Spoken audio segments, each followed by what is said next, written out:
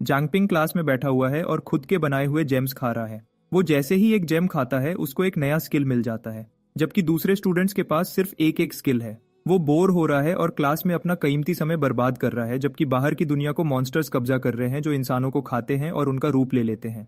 ये ऐसे क्रीचर्स हैं जिनके पास इतना हाई लेवल का इल्यूजन है कि सिर्फ हमारा हीरो ही उसे देख सकता है। बस कुछ दिन पहले तक सब लोग उसको एक लूजर समझते थे जिसके पास एक यूजलेस स्किल है और जिसे सिर्फ एक फार्मर बनना था। सच ये है कि जब सभी को कॉम्बैट स्किल्स मिली, हमारे हीरो को कॉन्ट्रैक्ट जेम्स बनाने की एबिलिटी मिली। ऐसा जेम बनाने के लिए फिजिकल और मेंटल एनर्जी दोनों लगती है और इसके काम करने के लिए टारगेट को उसे अपनी मर्जी से खाना पड़ता है। एक बार खा लिया तो उसकी लाइफ, सोल और विल पूरी तरह से हमारे हीरो के कंट्रोल में आ जाती है। और तो और टारगेट को एक रेयर स्किल और इल्यूजन से इम्यूनिटी भी मिल सकती है। लेकिन कैच ये है कि कोई भी अपनी मर्जी से पूरा पपेट बनना नहीं चाहता। यहाँ तक कि उसकी गर्लफ्रेंड सू जिंगयाओ ने भी माना कर दिया था। जब वो लगभग हार मान चुका था और फार्मर्स लाइफ एक्सेप्ट कर चुका था, तभी उसके दिमाग में एक जबरदस्त आइडिया आया। क्या हो अगर वो क्रिस्टल खुद खा ले और अपना ही पपेट बन जाए। शॉकिंग बात है, ये आइडिया काम कर गया। उसको अपने बॉडी पर पूरा कंट्रोल मिल गया, कुछ लिमिट्स के साथ। वो कोई सुपरनैचुरल चीज नहीं कर सकता था, जैसे फ्लाइंग या दूसरे क्रीचर्स में ट्रांसफॉर्म होना, लेकिन वो अपनी बॉडी से वो सब कुछ करवा सकता था जो एक ऑर्डिनरी पर्सन कर सकता है, जैसे मार्शल आर्ट्स में मास्टरी करना। फिर भी वो अपनी बॉडी को दौड़ा सकता था और पुशअप्स करवा सकता था जब उसका ब्रेन सो रहा हो। जब वो अगले दिन स्कूल में उठा तो सब कुछ नॉर्मल लग रहा था, जब तक स्कूल की टॉप स्टूडेंट उसके पास नहीं आई, जबकि दूसरे लोग उसके आने पर ताली बजा रहे थे। जंगपिंग को एक मनहूस आवाज सुनाई दी और उसकी जगह एक डरावना क्रीचर दिखा। किसी और ने रिएक्ट नहीं किया और जैसे ही वो फिगर एक ट्विस्टेड स्माइल के साथ आगे झुका, उसने जंगपिंग से कहा कि वो पेल लग रहा है और पूछा कि क्या वो ठीक है। जंगपिंग ने उस डरावने क्रीचर के सामने भी खुद को शांत रखा। उसने बात को टाल दिया और बोला कि उसने बस एक बुरा सपना देखा और नींद पूरी नहीं हुई। क्लास का बहाना देकर वो तुरंत वहां से निकल गया। बाहर जंगपिंग उलझे हुए फीलिंग्स से रेसल कर रहा था। वो श्योर नहीं था कि क्या ये उसका भ्रम है या म्यूटेटेड बीस्ट स्कूल में घुस चुके हैं, और सबसे ज्यादा उसको ये चिंतित कर रहा था कि कोई और नोटिस क्यों नहीं कर रहा। जब उसने टीचर को बताने का सोचा तो उसको स्टाफ रूम में एक और क्रीचर मिला और वो तेजी से भागा। वो अभी भी शॉक्ड है और सोच रहा है कि ये जगह शायद पहले ही एक लिविंग हेल बन चुकी है। जंगपिंग को रियलाइज हुआ कि उसको ये बीइंग सिर्फ कॉन्ट्रैक्ट जेम निगलने के बाद ही दिखने लगे हैं। जेम जंकी को रियलाइज हुआ कि वो समनर भी है और समन भी, इसलिए सिर्फ वो ही खुद को कंट्रोल करता है और कोई बाहरी फोर्स उसकी बॉडी या माइंड के साथ टैंपर नहीं कर सकती। उसने सोचा कि कोई भी इल्यूजन उस पर अफेक्ट नहीं कर सकता और इसलिए वो अकेला ही म्यूटेटेड बीस्ट्स को उनके इस भेष में देख सकता है। सिस्टम इस क्रीचर को सेलेस्टियल फॉक्स बताता है। लेवल 26 ग्रोथ अननोन है और इसमें परसेप्शन को कॉग्निटिव डिस्टॉर्शन के जरिए मैनिपुलेट करने की एबिलिटी है ताकि दूसरे लोग इस व्यवहार को न देख पाएं। लेवल 1 पर वो इसका मैच नहीं है। उसे ये भी रियलाइज हुआ कि फॉक्स किसी को खुलेआम निगल नहीं कर सकता, बल्कि खुद को ऑर्डिनरी स्टूडेंट्स की तरह भेष बदल रहा है जो चैटिंग कर रहे हैं, इसलिए कोई नोटिस नहीं करता। क्योंकि ये माइंड कंट्रोल एबिलिटी है, सेल्फ समनर सोचता है कि सू जिंगयाओ अपनी साइकिक क्लास मेंटल पावर के साथ उसकी हेल्प कर सकती है। स्कूल छुट्टी के बाद जंगपिंग अस्यूम करता है कि सेलेस्टियल फॉक्सेस सिर्फ कैंपस तक लिमिटेड हैं, लेकिन वो स्तब्ध रह जाता है जब उसको रोड पर एक कपल दिखता है और उसे रियलाइज होता है कि लड़की असल में उन्हीं फॉक्सेस में से एक है। कितने लोग उनके बीच में अननोटिस्ड घूम रहे हैं, ये सोचकर ही उसकी रूह कांप जाती है। सिटी गार्ड हेडक्वार्टर्स पर एक खूबसूरत रिसेप्शनिस्ट उसका वेलकम करती है और वो सू जिंगयाओ से मिलने को कहता है, जिसने उसी दिन एनलिस्ट किया था। उसको शॉक लगता है जब उसके सामने वाली औरत भी भेष में एक सेलेस्टियल फॉक्स निकलती है। इस प्रकाशन से वो और ज्यादा हिल जाता है, क्योंकि इसका मतलब है कि इन बीस्ट्स ने सिटी गार्ड को ही अंदर प्रवेश कर लिया है और वो हाई लेवल अवेकनर्स से भी छुपे हुए हैं जो उनके इल्यूजन्स को पियर्स नहीं कर सकते। जब जिंगयाओ आती है, जंगपिंग कहता है कि वो सिर्फ ये चेक करने आया था कि वो ठीक है या नहीं। वो मुस्कुराती है, अश्योर करती है कि वो फाइन है और उसे अपने नए टीममेट्स से इंट्रोड्यूस करवाने को कहती है। ऑकवर्डली वो बस इतना ही कहता है कि ये तो ग्रेट है। जिंगयाओ अपनी रिजॉल्व शेयर करती है कि वो इतनी स्ट्रांग बनना चाहती है कि उन बीस्ट्स का शिकार कर सके जिन्होंने उसके पेरेंट्स को मारा था, और नर्वस होने के बावजूद जंगपिंग उसे सपोर्ट करता है। फिर वो मेंबर्स की कमी का बात करती है और पूछती है कि क्या उसे सिटी गार्ड में उसके लिए सिफारिश करनी चाहिए। जंगपिंग डिक्लाइन करता है। उसे लगता है कि उसकी पावर यूजलेस है और फार्मिंग के लिए बेटर सूटेड है, लेकिन वो उसे सेफ देखकर अच्छा फील करता है और डिसाइड करता है कि अब और इंटरफियर नहीं करेगा। लेकिन जैसे ही वो जाने लगता है, वो डर जाता है जब उसे रियलाइज होता है कि जिंगयाओ और उसके टीममेट्स भी डिस्गाइज में सेलेस्टियल फॉक्सेस हैं। बाहर जंगपिंग ये रियलाइज करके शॉक्ड है कि सिटी गार्ड, जिसे पर्ल सिटी की सबसे स्ट्रांग फोर्स माना जाता है, वो सेलेस्टियल फॉक्सेस से करप्ट हो चुकी है। वो सोचता है कि ऐसी पावर इतनी बुरी तरह से फेल कैसे हो गई। जिंगयाओ तो आज ही ज्वाइन हुई थी। फिर भी फॉक्सेस ने सिर्फ स्कूल ही नहीं, पूरी सिटी को इन्फिल्ट्रेट कर लिया है। उनके लिए हर कोई सिर्फ कैटल है जो उनके ट्विस्टेड गेम में फंसा हुआ है। अपनी एनालिसिस एबिलिटी यूज करके सेल्फ समनर को पता चलता है कि सेलेस्टियल फॉक्सेस की level range 1 to 9 low, 10 to 19 mid, 20 to 29 high और 30 to 39 एपेक्स उसके आसपास ज्यादातर लेवल 15 से ऊपर है, जिसमें एक की पोटेंशियल अननोन है। और सिटी गार्ड जो हाई लेवल अवेकनर्स से भरी है वो भी उन्हें डिफीट नहीं कर सकती। जिसने लोशू को मारा था वो बहुत आगे है, क्योंकि उसे एनालाइज करने की कोशिश करने पर उसकी लोकेशन एक्सपोज हो जाएगी। वो क्रीचर एक एपेक्स है, लेवल 40 से ऊपर, एक किंग लेवल थ्रेट है जो शायद दूसरे फॉक्सेस को उनकी रैंक से कहीं ज्यादा लड़ाने के लिए एम्पावर कर रहा है। ज्यादातर म्यूटेटेड बीस्ट से अलग सेलेस्टियल फॉक्सेस बहुत इंटेलिजेंट होते हैं और रूप धारण के मास्टर होते हैं जो परफेक्टली ब्लेंड हो जाते हैं। हालांकि ये सब एक एक्ट होता है। उनका मेन टारगेट बड़े पावरफुल या हाई प्रोफाइल फिगर्स होते हैं ताकि वो कंट्रोल हासिल कर सकें, जबकि ऑर्डिनरी पीपल को बाद के लिए लाइव स्टॉक बनाकर रखा जाता है। उनसे टक्कर लेना सीधा सुइसाइड है। फिर भी जंगपिंग खड़ा रहकर मासूम लोगों को मरते हुए नहीं देख सकता। काश वो और स्ट्रांग होता। एक हफ्ते बाद जंगपिंग सुबह 4 बजे के आसपास उठता है। वो हर दिन जल्दी उठ रहा है क्योंकि कांस्टेंट ट्रेनिंग के बाद उसकी बॉडी को कम रेस्ट चाहिए। इतनी मेहनत के बावजूद वो सिर्फ लेवल 2 तक ही पहुंचा है और नए स्किल्स को अवेकन करने की आशा में जेम्स बनाता रहता है। ज्यादातर कलरलेस निकलते हैं और उनका कोई इफेक्ट नहीं होता। लेकिन आज वो एक पर्पल जेम बनाता है। हालांकि वो मजेदार नहीं लगता, पर वो उसे खा लेता है और पावर की एक लहर फील करता है। अपना स्टेटस पैनल चेक करते हुए ये डमी देखता है कि उसकी ग्रोथ 4 स्टार्स तक राइज हो गई है, उसके स्टैट्स इंक्रीज हो गए हैं और उसकी एबिलिटीज लेवल 2 पर एडवांस हो गई है। एक नया बोनस इफेक्ट भी एक्टिवेट होता है। उसे नाइट वॉकर एबिलिटी मिलती है, जिससे उसको night vision, faster movement, lighter steps और शैडोज में वैनिश होने की पावर मिलती है। सेल्फ समनर शॉक्ड लेकिन रोमांचित होकर रियलाइज करता है कि अब वो रात की आड़ में आसानी से इन्वेस्टिगेट कर सकता है। सेल्फ समनर को हर लेवल पर एक नई एबिलिटी अनलॉक करना बहुत पसंद है और नाइट वॉकर एक्टिव होने के बाद वो ट्रेनिंग में बिल्कुल टाइम वेस्ट नहीं करता। अपनी रन के दौरान वो नोटिस करता है कि उसकी विजन तो दिन की रोशनी में भी ज्यादा शार्प हो गई है। रोड साइड पर एक रिंग उसकी आंख को पकड़ लेती है। उसकी एनालिसिस से पता चलता है कि ये एक असैसिनेशन रिंग है जो पहनने वाले को सबकॉन्शियसली दूसरों से इग्नोर करवाती है। हालांकि हाई लेवल अवेकनर्स सुरक्षित हैं। ये सुनकर वो शॉक हो जाता है। वो जल्दी ही इम्पोस्टर लोशू को एक और आदमी के साथ गर्म झगड़े में देखता है और अस्यूम करता है कि रिंग उसी की होगी। नाइवली जांगपिंग को लगता है कि वो आदमी लोशू को इंसान समझ रहा है और वो बस उसका दुश्मन है। जब फाइट शुरू होती है, जांगपिंग को याद आता है कि लोशू तो एक ऑर्फन थी जो कभी ऐसे दुश्मन नहीं बनाती। तो सिर्फ यही एक्सप्लेनेशन है कि दूसरे लोग भी सीक्रेटली सेलेस्टियल फॉक्सेस से लड़ रहे हैं। क्रीचर अचानक कुछ सेंस करता है और कन्विंस्ड हो जाता है कि उसकी गुमी हुई रिंग कोई ले गया है। लेकिन वो फॉक्स अभी भी जांग की प्रेजेंस से अनजान थी। उसको लगा कि कोई मिड लेवल अवेकनिंग पास में था और वो जल्दी से अपने हाईनेस को रिपोर्ट करने भागी। जांग को रियलाइज हुआ कि वो रिंग तो सिर्फ चारा थी, पर वो रिंग वापस करता तो और शक होता है, इसलिए उसने रिंग अपने पास ही रखी। सुबह के 5:30 बजे जब आसमान अभी भी डार्क था, नाइट वॉकर और रिंग के साथ उसको लग रहा था कि वो अनटचेबल है और उसने सीखा कि स्ट्रेंथ सिर्फ पावर से नहीं, गियर से भी आती है। तभी ईरी फुटस्टेप्स ने उसका नाम पुकारा। जिंग्याओ की एनर्जी उसको वार्न करती है कि वो छुप जाए। कुछ ही मोमेंट्स में इम्पोस्टर लुओ दूसरे बीस्ट्स के साथ आ जाता है और उस पर गैंग अप करने को रेडी है और वो रैट फेस फॉक्स उसको स्मैश करके मार देने की तैयारी में था, जबकि वो सेल्फ समनर खर्राटे मारने का नाटक कर रहा था। इम्पोस्टर लुओ हर इमोशन की झलक ढूंढती है जो उसको एक्सपोज कर सके। उसको कन्विंस हो गया कि ये यूजलेस ट्रैश वो भागा हुआ आदमी नहीं है। उसने एक्सपेक्ट किया था कि असली बंदा अब तक अपनी जान के लिए फाइट करता। क्लॉज स्ट्राइक करने को रेडी थे, पर उसको अब भी रिंग का कोई ट्रेस नहीं मिला। रैट फेस को शक हुआ कि कुछ तो गड़बड़ है, क्योंकि ये लड़का हर मॉर्निंग जॉग करता है पर आज नहीं किया, इसलिए वो अपने हाईनेस को उसे किल करने की बहस करता है। पर इम्पोस्टर लुओ, जो सेलेस्टियल फॉक्सेस की हाईनेस है, जुंगपिंग को वर्थलेस फूड मानती है और क्योंकि वो खाना वेस्ट नहीं करती, इसलिए रैट फेस के पास ओबे करने के सिवा कोई चॉइस नहीं था। थोड़ी देर बाद जांग अपनी आंखें खोलता है जब उसका रूम क्लियर हो चुका था और वो सांस लेता है। वो उस बेड पर मौत से थोड़ा ही दूर था। उसने रिंग को तोड़कर निकाला। उसने रियलाइज किया कि उसकी आदत वाली मॉर्निंग जॉग भूलना लगभग उसकी टिकट टू हेवन पक्का कर चुका था। उसकी लक अच्छी थी कि खुद को सोने का ऑर्डर देने से शक दूर रहा। उसने जिंग्याओ की आवाज सुनी थी। हालांकि उसका एक हिस्सा सोचता है कि कहीं वो सिर्फ उसकी इमेजिनेशन तो नहीं थी। इस सेंटिमेंट को साइड में करते हुए उसने उसकी मौत का बदला लेने के लिए स्ट्रांग होने का पक्का फैसला कर लिया है। फिलहाल वो एक नॉर्मी लाइफ का एक्ट जारी रखता है। सेलेस्टियल फॉक्सेस से शक न हो इसका पूरा ख्याल रखता है। उसके बाद 2 लड़कियां गॉसिप करती हैं कि उनकी एकेडमी के पास सिटी गार्ड को आधी कटी हुई बॉडी मिली है।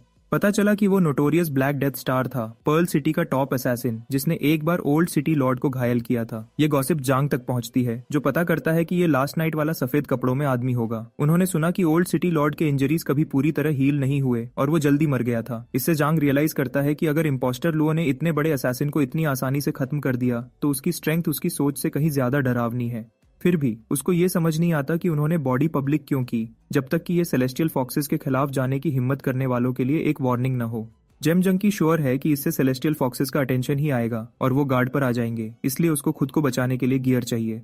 उसने क्लास के बाद ब्लैकस्मिथ शॉप्स चेक करने का डिसाइड किया। मार्केट जाते समय जांग एक ब्लैकस्मिथ को एनालाइज करता है जो इक्विपमेंट बेच रहा था, पर उसको पता चलता है कि वो असल में बहरूपिया में सेलेस्टियल फॉक्स है। उसने रियलाइज किया कि सिटी की सारी ब्लैकस्मिथ शॉप्स अब उनके कंट्रोल में होंगी, उसकी एनालिसिस एबिलिटी 100 सक्सेसफुल यूजेस के बाद इंटरमीडिएट लेवल तक पहुंचने की वजह से। वो इम्पोस्टर ब्लैकस्मिथ को लेवल 15 पर मार्क करता है, साथ ही उसका ग्रोथ पोटेंशियल भी देखता है। वही म्यूटेटेड बीस्ट जोंग को अपना माल बेचने की कोशिश करता है, पर जांग इंटरेस्टेड नहीं है और ऐसी शॉप ढूंढता है जो उनके कंट्रोल में न हो। जल्दी ही उसको आयरन सोल ब्लैकस्मिथ शॉप दिखती है, जहां top quality sword shiny craftsmanship के साथ डिस्प्ले पर था। सेल्स ब्रैड बूढ़े आदमी की तारीफ करता है कि वो सख्त है, पर क्लेम करता है कि वो सबसे कम प्राइस दे रहा है, भले ही इसमें उसका नुकसान हो। बूढ़ा आदमी बेवकूफ नहीं बनता, ब्रैड का मजाक उड़ाता है और पूछता है कि क्या उसकी बेटी डिनर का वेट कर रही है। इस बात से ब्रैड गुस्से में आ जाता है और चिल्लाता है कि क्या बूढ़ा गधा बहरा है। तभी जांग सोर्ड उठाकर उसे इंस्पेक्ट करता है, जिससे ब्रैड गुस्सा हो जाता है कि उसने उसके सामान को कैसे छुआ। अपनी एनालिसिस यूज करते हुए जुंग को पता चलता है कि ये कॉमन क्वालिटी की वन हैंडेड सोर्ड है जो टूट चुकी थी और खराबी से रिपेयर की गई थी। जॉन कैजुअली पॉइंट आउट करता है कि सोर्ड टूट जाएगी और ऐसा ही होता है। सेल्स ब्रैड गुस्से में फट जाता है। वो चिल्लाता है कि क्या जोंग जानता भी है कि वो कौन है। जब उसके कपड़े ड्रामेटिकली फटते हैं तो वो खुद को शिंगी मार्शल आर्ट्स एकेडमी के मास्टर एमा का डायरेक्ट डिसाइपल डिक्लेयर करता है और तेज स्पीड से चार्ज करता है और जांग को तैयार रहने को कहता है। जांग हिला तक नहीं और बिना एफर्ट के उसको थप्पड़ मारता है। ब्लॉन्डी सेल्फ समनर पर गंदा खेलने का आरोप लगाता है, लेकिन जोंग की एनालिसिस उसको ल्यू बाइगो के रूप में रिवील करती है, एक लो अवेकनर जिसका 1 स्टार ग्रोथ पोटेंशियल है और वो लेवल 1 पर अटक चुका है, सिर्फ अर्थ शैटरिंग एबिलिटी के साथ।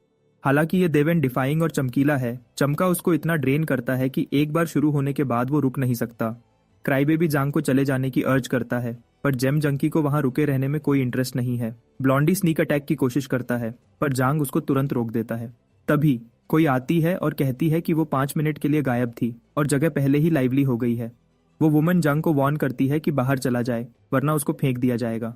ब्लॉन्डी सॉरी बोलकर बाहर भाग जाता है, जबकि जंग कैजुअली दूसरी शॉप्स चेक करने का डिसाइड करता है, पर वो लेडी उसको रोक देती है।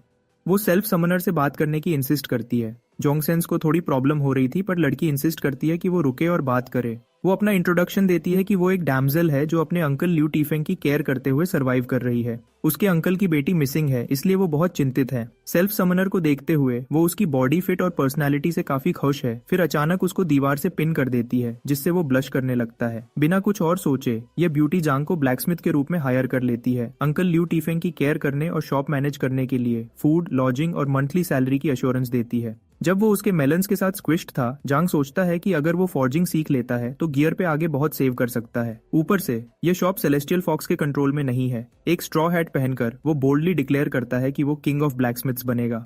वो औरत उसको जोर से थप्पड़ मारती है, उसको गुड सपोर्ट बोलती है, एग्जैक्टली वही जो उसने अपने चुने हुए आदमी से एक्सपेक्ट किया था। फिलहाल ये जेम जंकी बस उसके हाथ के नीचे सर्वाइव करने पर फोकस करता है, वरना रिस्क है कि खून निकलते निकलते मर जाएगा। कुछ दिन बाद वंडर वुमन उस सेल्फ समनर ब्रो से कहती है कि और स्ट्रेंथ यूज करो। वो सिस्टर चो चांग से पूछता है कि क्या ये ओके है, पर वो अश्योर करती है कि कोई नहीं आएगा।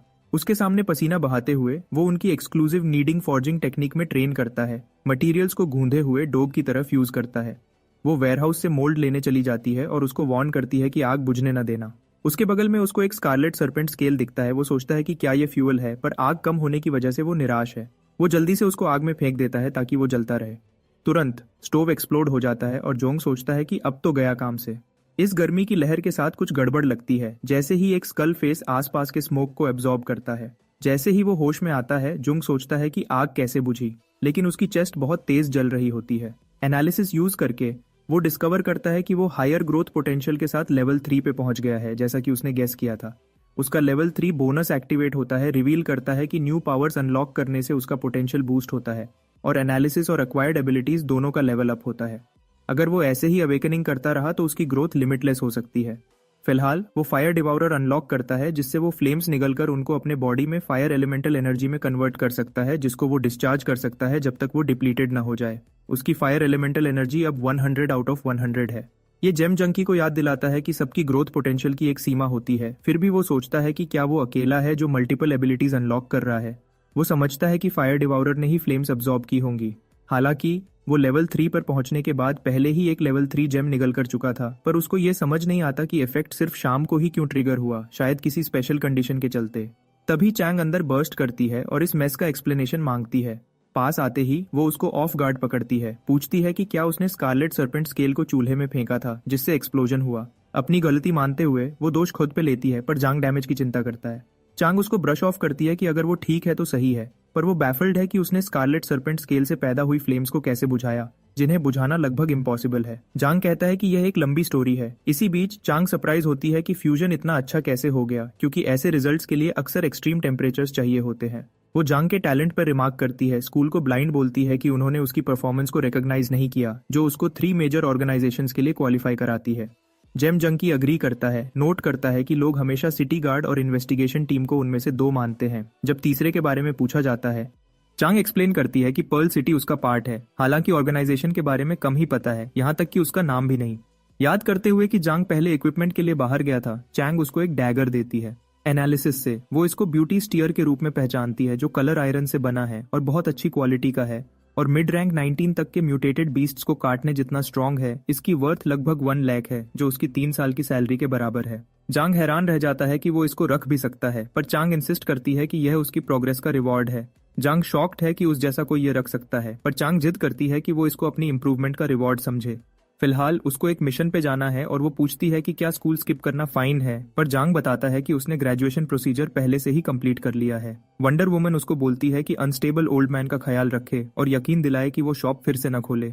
जांग सोचता है कि सेलेस्टियल फॉक्सेस ने ब्लैकस्मिथ को इसलिए अकेला छोड़ दिया होगा क्योंकि वो बिजनेस में नहीं था, पर जब उसने शोर मचाया उससे अब उनका अटेंशन ड्रॉ हो गया होगा। क्योंकि रात हो चुकी है, वो नाइट वॉकर स्किल यूज करके आसपास स्काउट करने का डिसाइड करता है। इसी बीच एक चेयरफुल लड़की एक रूइंड प्लेग्राउंड में झूल रही है, पर सच में वो भेस में एक लेवल 3 म्यूटेटेड बीस्ट है। जांग का ये फर्स्ट टाइम है जब वो अपने लेवल की इतनी लो लेवल फॉक्स को देखता है, और अपने बूस्टेड गियर के साथ उसको कॉन्फिडेंस है कि वो इसको हैंडल कर सकता है।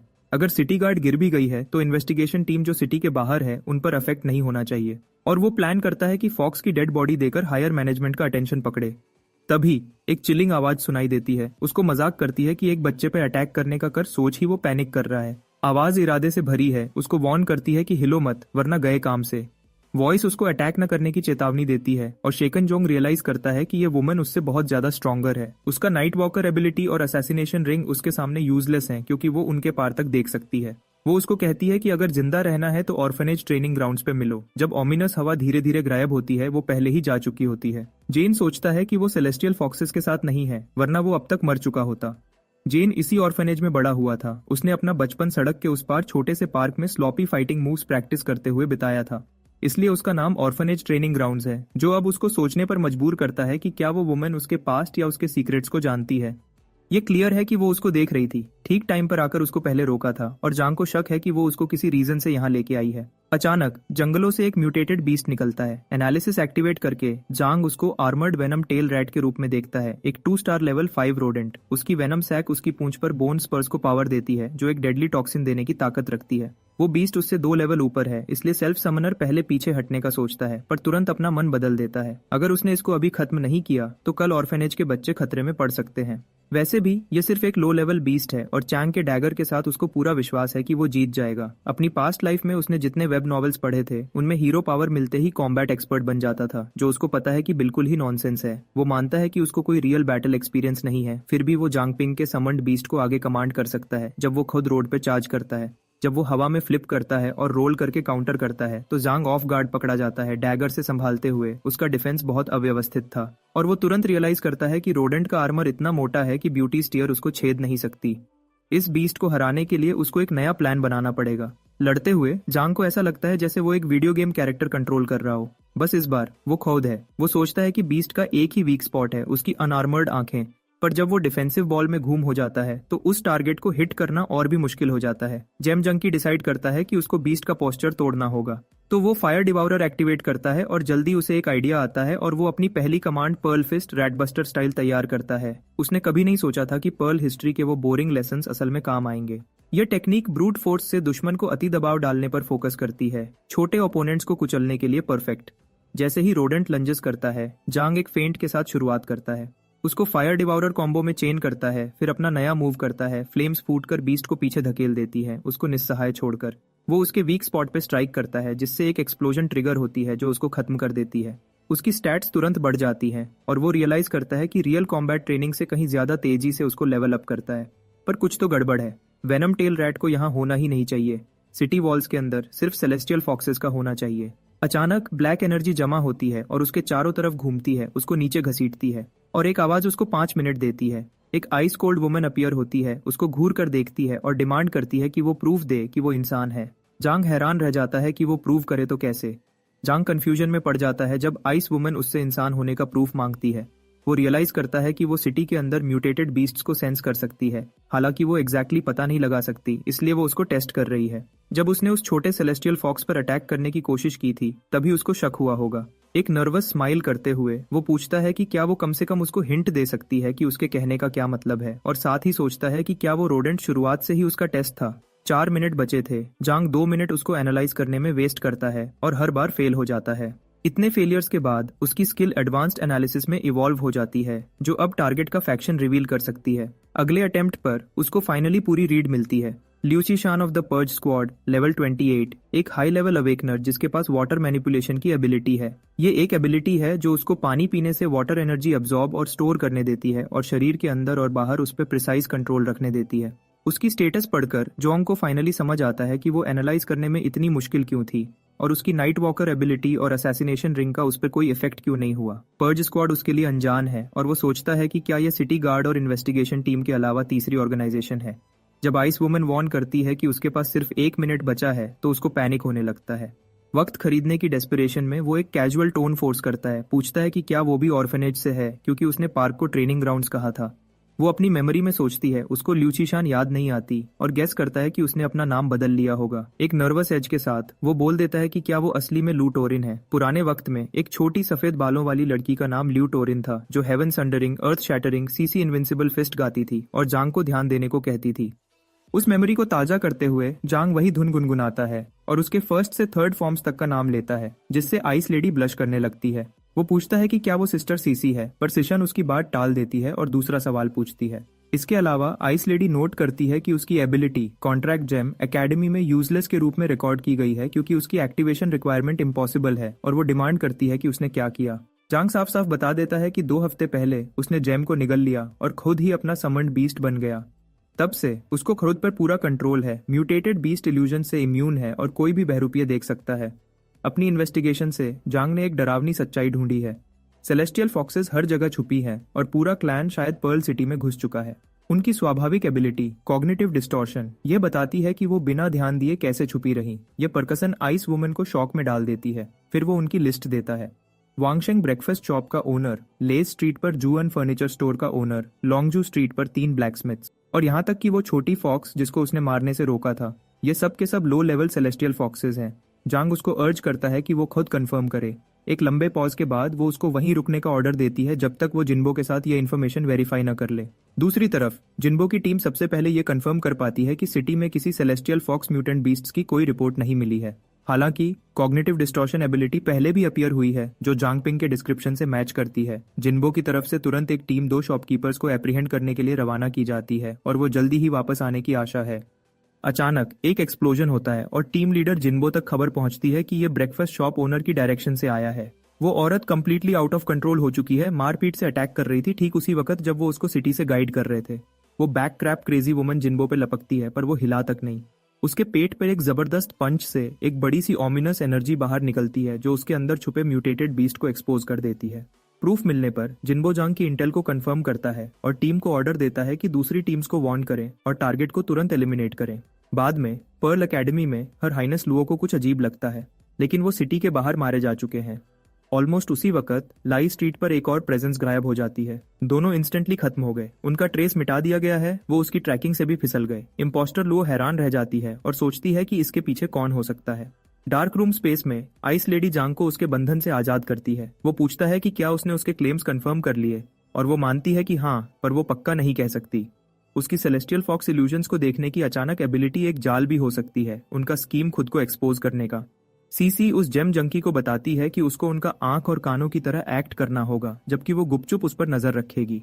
फिलहाल अगर उसको कुछ भी पता चलता है तो उसको रात में कांटेक्ट करना होगा।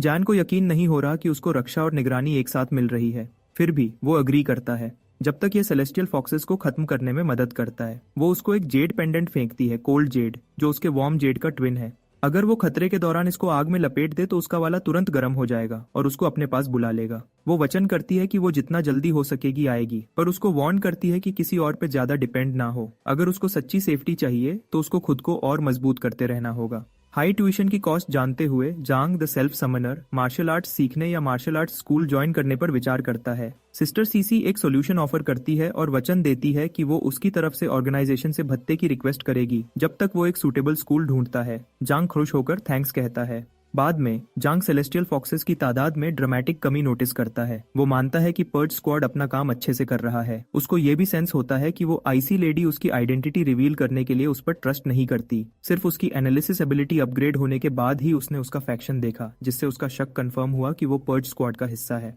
जांग ये समझ नहीं कर पा रहा कि पर्च स्क्वाड को पर्ल सिटी में सेलेस्टियल फॉक्स के घुसपैठ के बारे में कैसे पता चला, पर वो एक चीज पे फोकस करता है, उनको मिटाना। वो उनके दिए गए 10,000 पर्ल कॉइन्स के लिए भी थैंकफुल है। इसी बीच जांग एक मार्शल आर्ट स्कूल की तलाश में व्यस्त है। एक लड़की जो बीस्ट किंग फिस्ट कोर्स बेच रही थी पूछती है कि क्या वो इंटरेस्टेड है। जंग चेक करता है और उसे पता चलता है कि यह महंगा है और उसे श्योर नहीं है कि यह उसके लिए सही स्टाइल है।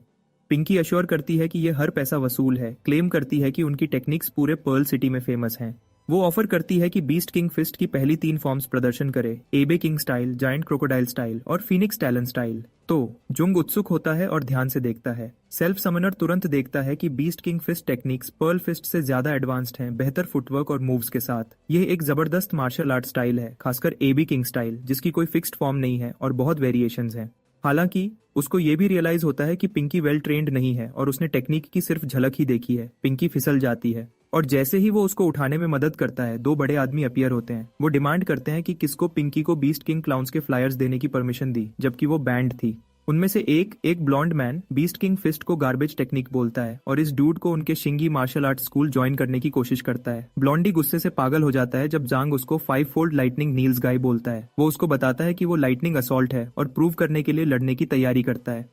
ब्लॉन्डी ब्लैकस्मिथ शॉप पर जो हुआ उस पर अब भी भड़का हुआ था। इस डिम्बिट से बदला लेने को बेताब था। वो जुंगदा और जुंगुर को ऑर्डर देता है कि जुंग को नीचे गिरा दें, पर पिंकी उसको उनकी दादागिरी से बचाते हुए बीच में आ जाती है। दोनों गोरिल्लाज अपनी पावर यूज करते हैं, जिससे उसकी स्पाइन में ठंडी लहर दौड़ती है। एनालिसिस से शंग एयर ऑफ द शिंगी मार्शल आर्ट स्कूल लेवल 4 एक लो टियर अवेकनर रिवील होता है।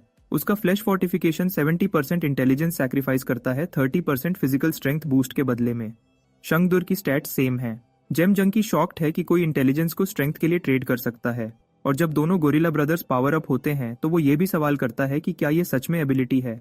इसी बीच जांग वांग जनमिन the righteous pinky from beast king martial school को एनालाइज करता है। एक लेवल 3 अवेकनर जिसका 7 स्टार ग्रोथ पोटेंशियल है। उसका गिफ्ट उसको प्रैक्टिस से कोई भी स्किल पॉलिश करने देता है और ग्रोथ स्पीड को 0 से 1000% तक बूस्ट करता है। हालांकि उसकी ट्रेट लर्निंग एबिलिटी को 90% कम कर देती है। जांग इम्प्रेस्ड है और जानता है कि वो एक लेट ब्लूमर है, पर आगे चलकर एक पावर हाउस बनेगी। फिर भी अपनी करंट स्ट्रेंथ पर वो मुश्किलों से पंगा ले रही है, तो वो फ्लायर्स वापस करता है और इसको खुद हैंडल करने का डिसाइड करता है। उसके खिलाफ 3 ओपोनेंट्स थे, उसके जीतने का कोई चांस नहीं था, इसलिए वो बीच में कूद जाता है। जांग एप किंग स्टाइल देखने के बाद जोश में था और उसको प्रैक्टिस में लाता है। दोनों गोरिल्लाज उस पर लपकते हैं, लेकिन बीस्ट किंग फिस्ट की पहली 3 फॉर्म्स से वो उनको जल्दी से नीचे गिरा देता है। ब्लॉन्डी अपना 5 फोल्ड लाइटनिंग ट्राई करता है, लेकिन जोंग उसको साइड में हटा देता है और उसके ग्रोइन पर एक जबरदस्त 3rd फॉर्म स्ट्राइक दे मारता है। वो ब्लॉन्डी को टॉन्ट करता है कि 2 आदमी कम हो गए और अब उसके पास सिर्फ 3 फोल्ड लाइटनिंग बचा है। जांग उन गुंडों को जमीन पर फैले छोड़ देता है और डिसाइड करता है कि beast king martial school visit करने लायक है। पिंकी शॉक्ड थी कि उसने एप किंग स्टाइल सिर्फ एक बार देखकर सीख लिया। उसको पूछती है कि अगर उसे स्ट्रगल हो तो वह उसकी मदद करे। जल्दी से स्ट्रांग होने के लिए उत्सुक थी। जांग जानता है कि उसका 7 स्टार पोटेंशियल उसे आने वाले वक्त में एपेक्स अवेकनर बना सकता है, और वह शॉक्ड होता है कि क्या फ्यूचर में वह उसकी हेल्प मांगने वाला होगा। मार्केट प्लेस में 2 अर्थ स्लैकर्स पागल हो रहे थे जब उन्होंने अपने मास्टर को देखा, जबकि उन्हें लगा था कि वह अभी कुछ दिन और नहीं आएंगे। वह पैनिक हो जाते हैं और जानते थे कि उन्होंने एप किंग स्टाइल के आधी मूव्स भी मास्टर नहीं किए हैं, और कुछ तो उसके गुस्से के ख्याल से ही बेहोश होने को तैयार थे। जंग को यह बेकार लगता है कि वह अपने ही इंस्ट्रक्टर से इतना डरते हैं। उसके बगल में जेमिन नर्वस होकर एक्सप्लेन करती है कि वह दिन के वक्त लेजेंडरी इंस्ट्रक्टर हैं जो अपनी सख्ती के लिए जाने जाते हैं, जो स्लैकर्स को टाइम पर टास्क फिनिश न करने पर सजा देते हैं। जब जंग पूछता है कि क्या उसे पहले कभी सजा मिली है, पिंकी घमंड से एडमिट करती है कि वह 1 महीने से यहाँ है और उसे हर दूसरे दिन सजा मिलती है क्योंकि वह अभी भी बेसिक मूव्स भी ढंग से नहीं कर पाती। उनका इंस्ट्रक्टर एक एंशिएंट जनरल की तरह तूफान की तरह अंदर आता है जो अपने ट्रूप्स को शांत करने को तैयार है। तुरंत ऑर्डर देता है कि जो झुके हुए पकड़ा गया उसे 50 लैप्स लगाने होंगे और फॉर्म में कोई कटौती नहीं होगी। एनालिसिस के जरिए जांग उसे बाइड of the beast king martial school के रूप में पहचानता है, एक लेवल 25 अवेकनर जिसका 1 स्टार ग्रोथ पोटेंशियल है। उसकी एबिलिटी मिमिकिंग हंगर उसे एक क्रीचर को कंज्यूम करने और टेम्पररीली उसका फिजिकल फॉर्म लेने देती है। जितने फॉर्म्स वह स्टोर कर सकता है वह उसके लेवल पर डिपेंड करता है और अभी उसके पास 2 फॉर्म्स हैं, रनिंग वुल्फ और raging lion warrior. Self summoner सोचता है कि यह लेवल 25 मॉन्स्टर सिस्टर सीसी के बराबर है। अचानक बाइडेजोंग को रिकॉग्नाइज करता है कि यह वह बच्चा है जिसने कल चिंगी क्लाउन की धुलाई की थी और उसे जानने की उत्साह से जल उठता है कि वह कैसा है। जांग प्रोटेस्ट करता है कि एक न्यूबी को परेशान करने का कोई फायदा नहीं, पर बाइडे की आग और बढ़ जाती है जब वह यह अफवाह सुनता है कि जांग ने एप किंग स्टाइल सिर्फ एक दिखावे से मास्टर कर लिया। एक मुट्ठी जोंग के चेहरे की तरफ रॉकेट की तरह आती है, इतनी तेज कि उसे मून तक भेज दे, और बचने का टाइम नहीं था। फिर भी उसे कुचलने के बजाय बाइडे उसे सिर्फ एक छोटे बच्चे की तरह थपथपाता है, जांग के टैलेंट से इम्प्रेस्ड होकर। वह अफसोस के साथ नोट करता है कि इस लड़के ने आधी अधूरी प्रैक्टिस करने वाले से सीखा है जो उसके स्लॉपी फुटवर्क को एक्सप्लेन करता है। बिदा डिसाइड करता है कि जांग को असली टेक्निक वह पर्सनली ड्रिल कराएगा बाद में, जिसको जांग शुक्र के साथ एक्सेप्ट करता है। फिर इंस्ट्रक्टर स्लैकर्स की तरफ पलटता है और सजा के रूप में एक स्पार का ऐलान करता है। जो भी उसके स्टैंडर्ड्स पर खरा नहीं उतरा उसे 500 पुशअप्स और उसके बाद वेटेड वेस्ट में 10 माइल रन करनी होगी। सेल्फ समनर को एक बॉडी एनहांसमेंट अवेकनर से ऐसे ब्रूटल ट्रेनिंग ड्रिल्स की आशा थी। जब वह उसे छूती है, पिंकी ब्लश करती है और एडमिट करती है कि बाइडे उसे बेसिक्स दिखाने से ज्यादा कम ही सिखाता है। फिर शर्माते हुए पूछती है कि क्या जोंग उसे प्राइवेट में ट्रेन करेगा। वह अग्री करता है। उसे क्लास के बाद आयरन सोल ब्लैकस्मिथ शॉप पर अपने स्पारिंग पार्टनर के रूप में इनवाइट करता है। फिर भी जांग नोट करता है कि उसकी विल लर्निंग एबिलिटी को 90% कम करती है, जिससे उसका गिफ्ट किसी भी टीचर के लिए एक नाइटमेयर है, और एक्सप्लेन करता है कि बाइडे उसके लिए इतना कम सब्र क्यों रखता है। कुछ दिन बाद आयरन सोल ब्लैकस्मिथ शॉप पर जॉन जिम को जोर शोर से ड्रिल कर रहा है, एप किंग स्टाइल को छोटे मैनेजेबल स्टेप्स में तोड़ रहा है जो आखिरकार उसकी सुधार में मदद करते हैं। हालांकि वह अभी भी प्रैक्टिस के बीच में गिर जाती है। उसे स्ट्रगल करते हुए देखकर सेल्फ समनर मानता है कि बीस्ट किंग फिस्ट में असली गहराई है, और कई दिन की नॉन स्टॉप ट्रेनिंग के बाद उसे खुद का लेवल भी बढ़ता हुआ फील होता है। तभी सिस्टर चो चांग अपने छोटे भाई को चेक करने आती है और जिमिन को जारी करने देती है। वह बताती है कि म्यूटेटेड बीस्ट सब कम मिलने लगे हैं, इसलिए उन्हें मजबूर होकर नॉर्दर्न फॉरेस्ट्स के और अंदर जाना पड़ा, जहां वह स्टॉर्म वुल्व्स के एक पैक से टकरा गए। उसने अपनी अर्थ बरोविंग शवल यूज की। उसने टीम को छुपा दिया जब तक वुल्व्स एक वाइल्डमैन के ग्रुप पर पलट नहीं गए। उस एनकाउंटर से उसने एक रेयर विंड जेम हथिया लिया, एक अनकॉमन ट्रेजर जो एलिमेंटल एनर्जी स्टोर करता है और मेंटल कमांड्स से विंड ब्लेड्स, स्टॉर्म्स और ऐसे ही अटैक्स यूज कर सकता है। वह उसे जांग को सौंप देती है और नोट करती है कि ऐसा जेम आमतौर पर नहीं मिलता जो एक पतले बच्चे को भी ब्लेड्स और स्टॉर्म्स समन करने दे। विंड मैजिक का एक झटका सेल्फ समनर के चारों तरफ घूमता है और उसके दिमाग में एक आवाज गूंजती है, वॉर्न करती है कि किसी का बड़ा भाई इसे उतारे नहीं और हाथों को छोड़ दे। अचानक जांग को fan family sabre style first form sword चीज स्वीपिंग क्रॉस सुनाई देता है। उसके बाद ऊपर चिड़ियों का एक खुशनुमा गाना, जेड ग्रीन हिल्स पर प्यार की एक सिम्फनी। फिर एक और आवाज बीच में आती है, डार्क और चिलिंग, क्लेम करती है कि यूए एर्शी मर चुकी है और कसम खाती है कि आज 2 कर्स्ड ह्यूमंस को खा जाएगी। जब वह अपनी स्टेटस चेक करता है तो जोंगपिंग आयरन सोल ब्लैकस्मिथ शॉप से लेवल 4 और 4 स्टार्स के साथ रिवील होता है। उसका लेवल 4 बोनस एक नई एबिलिटी अनलॉक करता है, विस्पर्स ऑफ द विंड, जो पैसिवली 10 माइल्स के अंदर तेज इमोशंस महसूस करने वाले किसी के भी थॉट्स को एम्पलीफाई करता है, और यह एबिलिटी वह कंट्रोल नहीं कर सकता। जोंग रियलाइज करता है कि कॉन्ट्रैक्ट जेम देरी से काम करता है। फिर वह आवाज यूए लियू के बारे में बोलती है, शॉप में 2 इंसानों के बारे में, वांग जिमिन और एक लड़का। शक करती है कि बाद वाला वही है जिसने एकेडमी डॉम्स में उनके हाइनेस को गुस्सा दिलाया था।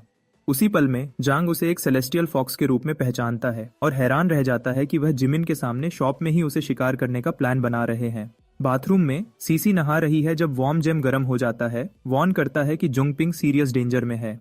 इसी बीच जांग परेशान हो जाता है कि सिस्टर सीसी अभी तक नहीं आई और वह 2 नेचुरल ऑर्डर फॉक्सेस को सब्र खोते हुए सुन सकता है जो किसी भी वक्त अटैक करने को तैयार थे। वह जांग की चिंता का जवाब नहीं देता, जानता था कि दोनों दुश्मन इंटरमीडिएट रैंक फॉक्सेस हैं जो उसके लिए संभालने से कहीं ज्यादा स्ट्रांग हैं, उसकी हेल्प के साथ भी। कैजुअली जांग चांग से पूछता है कि क्या वह लौटने के बाद अंकल लियू से मिली है और सजेस्ट करता है कि वह ऊपर जाकर उन्हें चेक करे, जबकि वह उनके लिए खाना बनाने के लिए इंग्रेडिएंट्स खरीदने जाता है। वह अग्री करती है, उसके हाथ का खाना फिर से खाने के लिए एक्साइटेड थी और प्लान करती है कि विंड जेम को अपने साथ ले जाए। इसी बीच जेम जंकी डिसाइड करता है कि वैंग जेमिन को जल्दी से बाहर निकाले, इससे पहले कि सिस्टर चैंग और अंकल लियू भी खतरे में फंस जाएं। स्मिथीज बैकयार्ड में जेमिन उसे अपना पोस्चर चेक करने को पूछती है, पर वह तुरंत उसे साइड में खींचता है, उसे चुप रहने और उसके पीछे आने को कहता है। बहुत देर हो चुकी थी, सेलेस्टियल फॉक्सेस पहले ही वहां थे। जांग जानता है कि यह बुरी बात है, और जब जेमन अचानक उन म्यूटेटेड बीस्ट्स को मम्मी और पापा बुलाती है तो वह उसे वार्न करता है कि उनके पास मत जाना। भले ही जेमन इंसिस्ट करती है कि सब ठीक है, जांग की एनालिसिस सच्चाई रिवील करती है। एक level 15 intermediate rank natural order fox with cognitive distortion और दूसरा लेवल 16 वाला उसके फादर होने का नाटक कर रहा है। पूछता है कि उसके बगल वाला लड़का डरा हुआ क्यों लग रहा है। वह जांग को मार्शल आर्ट्स स्कूल से फ्रेंड बताती है, इस बात से अनजान कि ये उसके पेरेंट्स नहीं हैं। अचानक एक डार्क स्पेस उन्हें घेर लेता है जब फॉक्सेस शिकार खत्म करने को दौड़ते हैं। जांग पिंकी को उसे कस के पकड़ने का ऑर्डर देता है, भले ही वह अपने पेरेंट्स को अजीब एक्ट करते देखकर हिली हुई थी। उसका प्लान फेल हो जाता है जब बीस्ट्स स्ट्राइक करते हैं, जिससे वह बैलेंस खोकर गिर जाते हैं। जेमिन घबराकर डिमांड करती है कि उसके फादर ने ऐसा क्यों किया। तभी जेंग सच्चाई रिवील करता है कि वह म्यूटेटेड बीस्ट्स हैं। म्यूटेटेड बीस्ट्स रियलाइज करते हैं कि जुंग उनके डिस्गाइज को देख सकता है और डिसाइड करते हैं कि उसे मारना जरूरी है। इम्पोस्टर फादर स्ट्राइक करता है, उसके ब्लोज जुंग को डिफेंसिव होने पर मजबूर करते हैं। हर डॉज पिछले से ज्यादा मुश्किल था, उनके लेवल्स का फर्क साफ दिख रहा था। मदर बीस्ट वैंग जनमिन की तरफ पलटती है, जो अभी भी अपने शौक से बाहर नहीं आई थी, और जांग को कॉर्नर्ड छोड़ देती है। तभी सिस्टर सीसी की आवाज केओस के बीच से निकलती है, उसे मूव करने का कमांड देती है जब एक आइस ब्लास्ट बीस्ट्स को पीछे धकेलता है। उसकी पावर स्पेस में भर जाती है जब वह उन्हें खत्म करने को तैयार होती है। जैमिन की डेस्परेट प्लीज फॉर मर्सी अनसुना कर दी जाती है, और जब यह सब खत्म हो जाता है वह रोते हुए गिर जाती है, अपने पेरेंट्स को अपने सामने मरा हुआ देखकर सहन नहीं कर पाती। भले ही जॉन बार बार उसे कहता रहा कि वह नेचुरल ऑर्डर फॉक्सेस थे जिन्होंने उसके पेरेंट्स की शक्ल ले रखी थी, जिमिन यकीन करने से मना कर देती है। जेम जंकी फिर सीसी से पूछता है कि बीस्ट्स अपने असली फॉर्म्स में वापस क्यों नहीं आ रहे। वह एक्सप्लेन करती है कि सिटी के अंदर शायद कोई किंग रैंक फॉक्स है जो उनके इल्यूजन टैलेंट को बढ़ा रहा है, इतना स्ट्रॉन्ग कि लो लेवल बीस्ट्स भी हाई रैंक अवेकनर्स को बेवकूफ बना सकते हैं। वह जोड़ती है कि जिनको उन्होंने सिटी के बाहर मारा था वह वापस इसलिए पलटे क्योंकि इफेक्ट वहां तक नहीं पहुंचा था। इस बात से जुंग को एक आइडिया आता है, शायद वह अकेला है जो उनके डिस्गाइजेस को एक्सपोज कर सकता है। वह जिम की तरफ पलटता है और सच्चाई रिवील करता है, इन म्यूटेटेड बीस्ट्स ने उसके पेरेंट्स को मारा और उनका रूप ले लिया। उसकी आंखों में आंसू भर आते हैं जब उसके शब्दों का बोझ उस पर पड़ता है। देयर हाइनेस को रिपोर्ट मिलती है कि सिर्फ एक हफ्ते में उनके 9 आदमी मारे गए हैं, और वह सेंस करती है कि इंसानों ने शायद उनके इल्यूजन्स का तोड़ ढूंढ लिया है। एक म्यूटेटेड फॉक्स अर्ज करता है कि वह सिटी पर जबरदस्ती कब्जा कर ले और सबको मार दे, जबकि दूसरा चिंता करता है कि अगर वह सारा खाना वेस्ट कर देंगे तो उन्हें घास खानी पड़ेगी। इम्पोस्टर लुओस उन्हें चुप करा देती है। कोर्ट को याद दिलाती है कि इंसानों को पूरी तरह मिटा देने से सिर्फ रिसोर्सेज को वेस्ट करना होगा। उनकी टॉप प्रायोरिटी उन्हें बाहर निकालना है जो छांव में छुपे हैं, और एक एक करके उन्हें खत्म करना है। फिर वह वाइस मेयर से एडवाइस मांगती है और वह सजेस्ट करता है कि दूसरी स्पीसीज को सिटी में घुसने दिया जाए ताकि केओस फैल जाए। जितना कम भीड़ उतना आसान स्ट्रॉन्ग लोगों को चुन चुनकर मारना है। देयर हाइनेस डिमांड करती है कि वाइस मेयर इतना पक्का क्यों है कि स्ट्रॉन्ग लोग अभी भी सिटी में बचे हैं। वह एक्सप्लेन करता है कि सिटी गार्ड और इन्वेस्टिगेशन टीम के अलावा एक तीसरी मेजर ऑर्गेनाइजेशन है। जब से सिटी लॉर्ड घायल हुआ और भागा, तब से उसे शक है कि वह आदमी उसी ग्रुप में छुपा हुआ है, उनके कमजोर होने का वेट कर रहा है। दूसरे फॉक्सेस अग्री करते हैं कि बाहर की स्पीसीज को अंदर लाना अच्छा आइडिया है, और कुछ तो टेस्ट में बदलाव का स्वागत भी करते हैं। देयर हाइनेस वाइस मेयर की सलाह को मानती हैं, वार्न करती हैं कि उसने अभी के लिए उनकी तारीफ ले ली है, पर अगर उसने हद पार की तो उसे खत्म कर दिया जाएगा। किंग अभी भी सो रहा है और उसकी कोई इंटेंशन नहीं है कि हुआंग जामिंग अपनी जगह भूल जाए। हुआंग जामिंग कसम खाता है कि उसने अपनी जिंदगी पर्ल सिटी को समर्पित कर दी है। इसकी गिरावट का जिम्मा पहले सिटी लॉर्ड की कमजोरी पर डालता है। वह मानता है कि सिटी को स्ट्रॉन्ग लोगों का होना चाहिए। उसी वक्त जिमिन अपने पेरेंट्स के रिमेन्स को छूने के लिए हाथ बढ़ाती है, जल्दी न जान पाने का निराशा भरा हुआ था। सीसी ठंडे तरीके से कहती है कि वह वैसे भी कुछ बदल नहीं पाती, और जियामी टूट जाती है। खुद को ब्लेम करती है कि वह बहुत कमजोर थी, बेसिक्स भी मास्टर नहीं कर पाई, और विश करती है कि उसके बजाय वह मर जाती। जांग उसे अपनी बाहों में खींचता है, कहता है कि ये उसकी गलती नहीं है। वह शेयर करता है कि उसने भी किसी प्यारे को खोया था। सेलेस्टियल फॉक्स और सिटी गार्ड में छुपे लोगों ने उसे मार दिया था। वह ख्याल अभी भी उसे चिंतित करता है और भले ही वह सोचता है कि क्या उसे रोकने से उसकी जान बच जाती, अंदर ही अंदर वह जानता है कि कुछ भी आउटकम को बदल नहीं सकता था। वह अपना सपना शेयर करता है कि सिटी गार्ड ज्वाइन करना है। उस रास्ते पर दौड़ने के लिए डिटर्मिन्ड थी, चाहे कुछ भी हो। उसके पेरेंट्स के साथ जो हुआ वह उसकी गलती नहीं थी, पर अब वह एक बेहतर फ्यूचर के लिए लड़ सकते हैं और इतने स्ट्रांग हो सकते हैं कि जिन्हें वह प्यार करते हैं उन्हें प्रोटेक्ट कर सकें। उसके पेरेंट्स ऊपर से देख रहे होंगे और वह गर्व फील कर रहे होंगे। जेमिन को उन शब्दों की जरूरत थी और वह जांग को थैंक्स कहती है और बोलती है कि सिटी के हर मॉन्स्टर को मिटा देगी। पर तभी जॉन खून खांसता है और जेम पैनिक हो जाती है। बहुत देर से रियलाइज करती है कि वह कितना बुरी तरह घायल हुआ था। जेम जंकी अपने शरीर को रुकने के लिए मजबूर करता है, पर यह सिर्फ थोड़े ही वक्त के लिए चलता है। जब वह फाइनली जागता है तो सीसी और जुमान उसे होश में देखकर सुकून फील करते हैं। सीसी उसे वार्न करती है कि हिलो मत, वरना वुंड फिर से खुल जाएगा। जबकि पिंकी ये डिक्लेयर करती है कि उसने प्रण लिया है कि वह और स्ट्रॉन्गर बनेगी और सारे सेलेस्टियल फॉक्सेस को वाइप आउट कर देगी। तो यह रिजॉल्व ईजिस जंग को शांति देता है और वह उस पर ट्रस्ट करता है। जेमियोन का घर अब सेफ नहीं है, ये डिसाइड करके सीसी उसे सुरक्षा के लिए यहाँ रुकने को इनवाइट करती है। उसी पल जांग को एक आवाज सुनाई देता है कि किंग अभी भी सो रहा है और हुआंग जेमिंग को अपनी औकात पता होनी चाहिए। वह उस आवाज को लुओशी यूज्ड की आवाज पहचानता है और तुरंत सेलेस्टियल फॉक्सेस से रिलेटेड ये लीड सीसी के साथ शेयर करता है। उसके बाद सेल्फ समनर ये रिवील करता है कि पर्ल सिटी का vice mayor Huang जेमिंग celestial foxes का नौकर बन चुका है और उसने अपने ही लोगों को धोखा दिया है। आईसी लेडी को उनके किंग के बारे में पता चलता है, जिसकी पावर से इल्यूजन्स इतनी बढ़ सकती हैं कि वह एपेक्स लेवल अवेकनर्स को भी धोखा दे सकें। वह सोचता है कि किंग के कमजोर होने पर वापस वार करने का ये उनका बेस्ट चांस है। वह सेल्फ समनर को टास्क देती है कि वह सिटी में छुपे फ्रीक्स का पता लगाए और वह बिना सोचे एक्सेप्ट कर लेता है। तभी बूढ़ा आदमी भूख की शिकायत करता है, पर वह उसे यकीन दिलाती है कि सेल्फ समनर जल्दी ही ग्रोसरीज लेकर वापस आएगा। पर्ज स्क्वाड बेस पर मैनी गुस्से में बड़ी बड़ी बातें करती है कि पहले उसे सीक्रेट चेंबर एक्टिवेट करने में घसीटा गया और अब सेलेस्टियल कर्टेन में, और वह बरबराती है कि सीसी को बॉस की तरह ऑर्डर्स देना बहुत पसंद है। चेन लुओ वे उसे इग्नोर करता है, जबकि शूजी उसे चुपके से कॉफी ऑफर करती है और कहती है कि टाइम लग सकता है। कुछ ही देर में शूजी सोलर चार्ज को चैनल करती है, मैनी ब्लैक कर्टन को वीव करती है और लू वे लाइट और शैडो डिस्टॉर्शन को शेप देता है। साथ में वह सिटी वाइड कर्टन को यूज करते हैं। कुछ देर तक साथ काम करने के बाद पर्ज स्क्वाड फाइनली जोंगिन को अपने कुछ सीक्रेट्स बताने का डिसाइड करती है। पर्ल सिटी की सबसे सीक्रेटिव ऑर्गेनाइजेशन के रूप में जानी जाने वाली यह टीम सिटी को हर थ्रेट से रक्षा करने और हर करप्शन को पर्ज करने की वचन खा चुकी है। सिटी के हिडन वेपन की तरह वह अक्सर कोवर्ट मिशंस को स्पेशलाइज्ड यूनिट, जिसे बैरियर टीम कहते हैं, उसकी सपोर्ट से अंजाम देते हैं। सिस्टर सीसी के अकॉर्डिंग इस टीम में 3 मेंबर्स हैं। मैनी, उनकी लीडर, ब्लैक कर्टन की पावर चलाती है। वही डार्क रूम स्पेस जिसमें जांग ने एक बार एंटर किया था, वह मैनी की ही धरोहर थी। अगला है जीजाई, सोलर चार्ज चलाने वाला एक लिविंग पावर बैंक जो सनलाइट को एब्जॉर्ब करता है और अपने टीममेट्स को पूरी ताकत से फाइट करते रहने के लिए चैनल करता है। फिर है Luo way, master of light and shadow distortion, जो दोनों को मोड़ सकता है ताकि वह खुद या कोई और चीज पूरी तरह से गायब हो जाए। मैनी के साथ ये trio illusory light celestial curtain बनाता है, एक पॉकेट डायमेंशन जो किंग लेवल के दुश्मन को छोड़कर सबको अंदर ट्रैप कर लेता है। उस वर्ल्ड में वह टेरेन को अपनी मर्जी से बदल सकते हैं, जिससे बैरियर टीम का यह अल्टीमेट वेपन सेलेस्टियल फॉक्सेस के इल्यूजन्स के खिलाफ एक डेडली काउंटर बन जाता है। 2 फॉक्स वुमेन सड़कों पर टहल रही हैं जब एक दूसरी से अर्ज करती है कि यूए एयर याई एक ह्यूमन को पकड़े, पर रिफ्यूज करते हुए याई कहती है कि सिटी में पहले ही काफी तनाव है, और वह यूए एयर याई ऐसे पूछती है कि क्या उसे कुछ अजीब लग रहा है। याई हिचकिचाती है, फिर एडमिट करती है कि हाँ, यह अजीब है कि सारे ह्यूमंस अचानक से गायब कैसे हो गए। उसी पल एक गोल्डन बीम आसमान से नीचे आता है। अटैकर इस बात से नाराज है कि वह एक ही बार में खत्म नहीं हुआ। याई तुरंत पहचान जाती है कि यह वही है जो पर्ल सिटी में उनके लोगों का शिकार कर रहा है, और वार्न करती है कि रीइंफोर्समेंट्स आने पर उसे पछतावा होगा। गोल्डन बॉय जिन्बो बस उन्हें धमकी देता है कि बुला लो उनको। जांग की इंटेल के अकॉर्डिंग जिन्बो लेवल 32 पर है, जबकि वह 2 फॉक्सेस मुश्किल से लेवल 25 तक पहुंची है। उसके लिए यह फाइट तो है ही नहीं। वेरेन ये जिन्बो पर कूदते हैं, श्योर हैं कि वह बस एक कॉकी फूल है, पर गोल्डन बॉय उन्हें हेड ऑन मिलता है। एक स्ट्राइक जिसे याई ने ब्लॉक करने का सोचा था, उससे उसकी स्लीव फट जाती है, जिससे यी का गुस्सा और बढ़ जाता है। वह फ्रीक शॉक्ड है कि उसके जैसे लोग इस बंदे से हार गए। वह चार्ज करती है, लेकिन एक गोल्डन पंच उसे पीछे की तरफ धक्का देता है और वह हवा में उड़ते हुए गिर जाती है और जिन्बो का जवाब डिलीवर हो जाता है। यू एयर याई गुस्से में जिन्बो पर झपटती है, पर वह वक्त रहते उसकी बाह को पकड़ लेता है। वह टॉन्ट करता है कि उसकी पावर एम्बुशेस में काम करती है, फेस टू फेस कॉम्बैट में नहीं।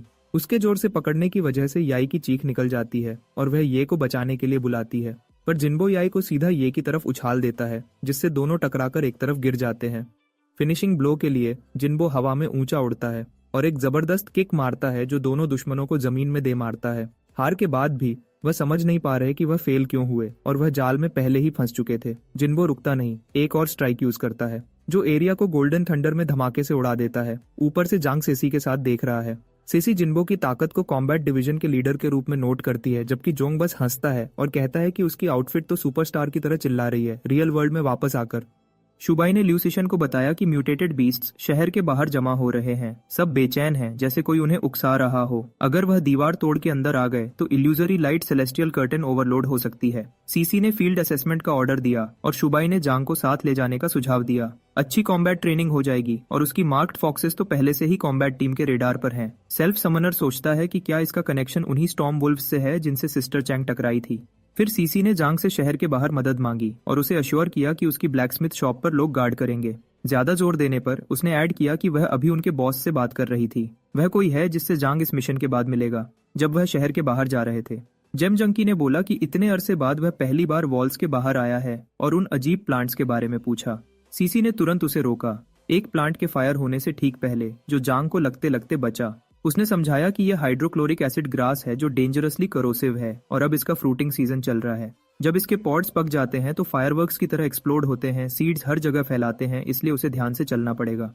उसने ये भी बताया कि एक खास म्यूटेटेड बीस्ट इस ग्रास को खाता है और वही उसका पहला ओपोनेंट होगा। तब तक वह icy lady mutant beast riot को स्काउट करने चली गई और जांग को वार्न किया कि ज्यादा दूर मत भटकना। जब उसने एक बनी को प्लांट्स खाते देखा तो सेल्फ समनर ने उसे एनालाइज किया। यह एक कॉस्टिक एक्वा बनी है, एक लो लेवल म्यूटेंट जिसका 3 स्टार पोटेंशियल है, लेवल 9, जो अपने कानों की ग्लैंड से कोरोसिव एसिड फायर कर सकता है। जांग को तो यह डमी लग रहा था, पर आर्मर्ड वेनम टेल रैट से ज्यादा स्ट्रॉन्ग। ठीक उसी वक्त उसने गार्ड डाउन होने का फायदा उठाया और स्ट्राइक किया, पर वह क्यूट सी रैबिट आसानी से डॉज हो गया। उसका पर्ल फिस्ट पीछे से आया, पर बनी ने उल्टा एसिड शॉट से काउंटर कर दिया।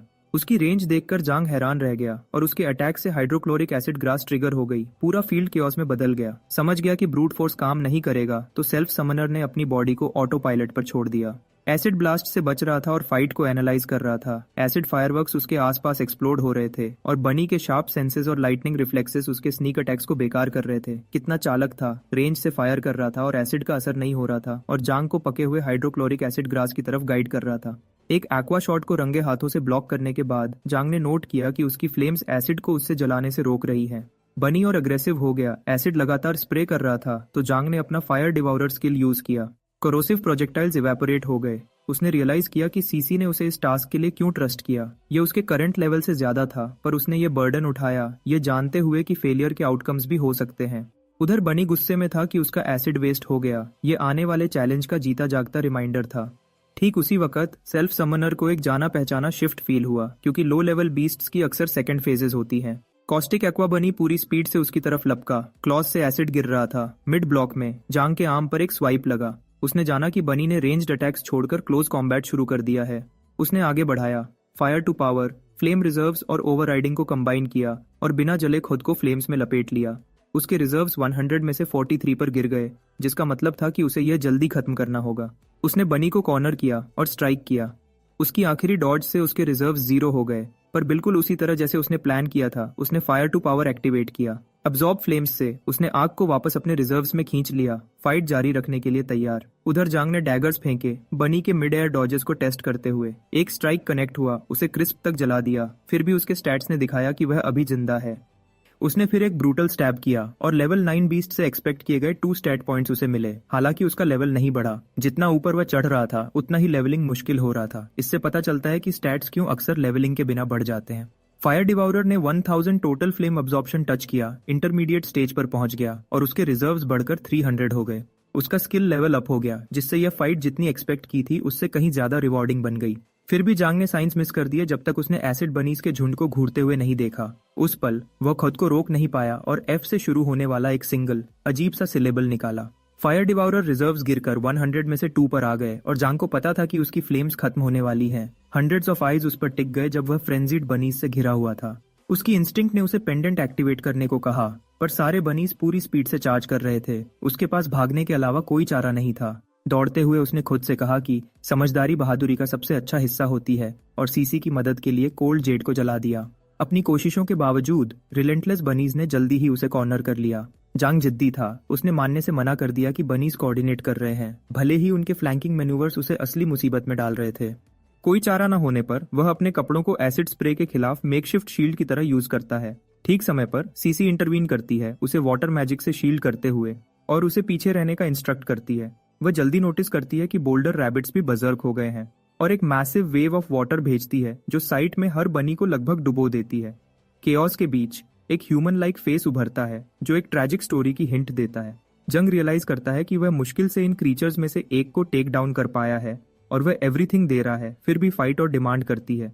सीसी डिमांड करती है कि उसके जाने के दौरान चीजें इतनी आउट ऑफ हैंड कैसे हो गईं, पर जंग के पास कोई आंसर्स नहीं है। वह कंफर्म करती है कि केओस खत्म नहीं हुआ और अपनी सोर्ड ड्रॉ करती है, सबको फिनिश करने के लिए रेडी, फिर भी फाइट खत्म नहीं होती। अचानक बनीज फिर से सर्च करते हैं। अल्फा के डेड होने पर हर्ड को कोलैप्स करना चाहिए, पर बचे हुए स्टबर्न हैं, किसी चीज पे फिक्सेटेड। कोई और चॉइस न देखकर सीसी अपनी सोर्ड के साथ ऑल आउट जाती है, पर फिर भी एक लोन बनी रह जाता है। इसी बीच सीसी रियलाइज करती है कि वे अल्फा से डील कर रहे हैं और की इसके बॉडी के अंदर है। वह बनी की पावर स्ट्रिप करती है और एक स्पिरिट कंट्रोलिंग पिल रिट्रीव करती है। सेंट जॉन्ग का अटेंशन कैच करती है और सीसी एक्सप्लेन करती है कि इसे एक सर्टेन ऑर्गेनाइजेशन ने म्यूटेटेड बीस्ट्स को कंट्रोल करने के लिए क्राफ्ट किया है। वह कंफर्म करती है कि बीस्ट जो जुकलन को एम कर रहा है फाइनली खुद को रिवील कर रहा है। पिल इमिट्स एक यूनिक अरोमा जो ओनली लो और मिड लेवल म्यूटेंट्स डिटेक्ट कर सकते हैं, जो उन्हें इसे कंज्यूम करने के लिए लूअर करता है। कंज्यूम करने पर बीस्ट्स अपनी विल लूज कर देते हैं, पिल के मास्टर के कंप्लीटली सबसर्विएंट हो जाते हैं, और यह जेम कॉन्ट्रैक्ट से बहुत डिफरेंट इफेक्ट है। जू क्लैन की कंट्रोल स्ट्रेटेजी एक मिस्ट्री रहती है, यह जानते हुए कि पिल डाइजेस्टेबल नहीं है, इसे पीछे छोड़ने से और बीस्ट्स इसके इन्फ्लुएंस में आ सकते हैं। वापस जाते हुए सीसी पिल्स और बीस्ट रैम्पेज के कनेक्शन को नोट करती है और हेडक्वार्टर्स को रिपोर्ट करने की प्लान करती है। वह जांग को यह भी बताती है कि वह सिटी वॉल्स के बाहर उसके साथ ट्रेनिंग कंटिन्यू करेगा। चैट करते हुए एक शैडोवी फिगर पास में लर्क करता है, पर सीसी जल्दी उसे सेंस करती है और एक ट्री को हाफ में स्लाइस कर देती है। जांग पूछता है कि क्या कुछ रॉन्ग है, पर वह ब्रश ऑफ करती है, अपनी फोकस शार्प रखते हुए। एक वीक बाद हिज हाइनेस लुओ को उसके लैकीज ने इन्फॉर्म किया कि क्राफ्ट्समैन स्ट्रीट के सारे सेलेस्टियल फॉक्सेस गैदर हो गए हैं। स्ट्रेंज विंड्स बाहर स्टर करते हैं। जैसा कि लुआ रिमार्क करती है कि म्यूटेटेड बीस्ट्स पहले से कहीं ज्यादा ऑफ्टन अटैक हो रहे हैं। वह वंडर करती है कि क्या हुआंग ज़ेमिन इसके पीछे है, पर थॉट्स डिसमिस करती है क्योंकि वह अब उस पर रिलाई नहीं करती। इंस्टेड वह डिसाइड करती है कि फाइनली उसका टाइम है मूव करने का। और बस ऐसे ही इम्पोस्टर लूट अपने मिनियंस को बताती है कि ह्यूमंस ने कॉग्निटिव डिस्टॉर्शन से फ्री होने का वे ढूंढ लिया है, जिससे उनके काइंड में हैवी लॉसेस हुए हैं। फॉलन क्राफ्ट्समैन स्ट्रीट के पास स्टेशन्ड थे और जो अभी वहां हैं वे नेक्स्ट टारगेट्स हो सकते हैं। काउंटर करने के लिए बिग फ्रीक अपने लैकीज को एक कन्विंसिंग सीन स्टेज करने का ऑर्डर देती है जो एनिमी को रैशली एक्ट करने के लिए पुश करे। डिटरमिन है कि वे ट्रूली किसका फेस कर रहे हैं। Deep in the forest Chang the gem junkie अपने long dormant night walker mode को अनलीश करता है, बुलेट रैबिट्स के स्वॉर्म में चार्ज करते हुए।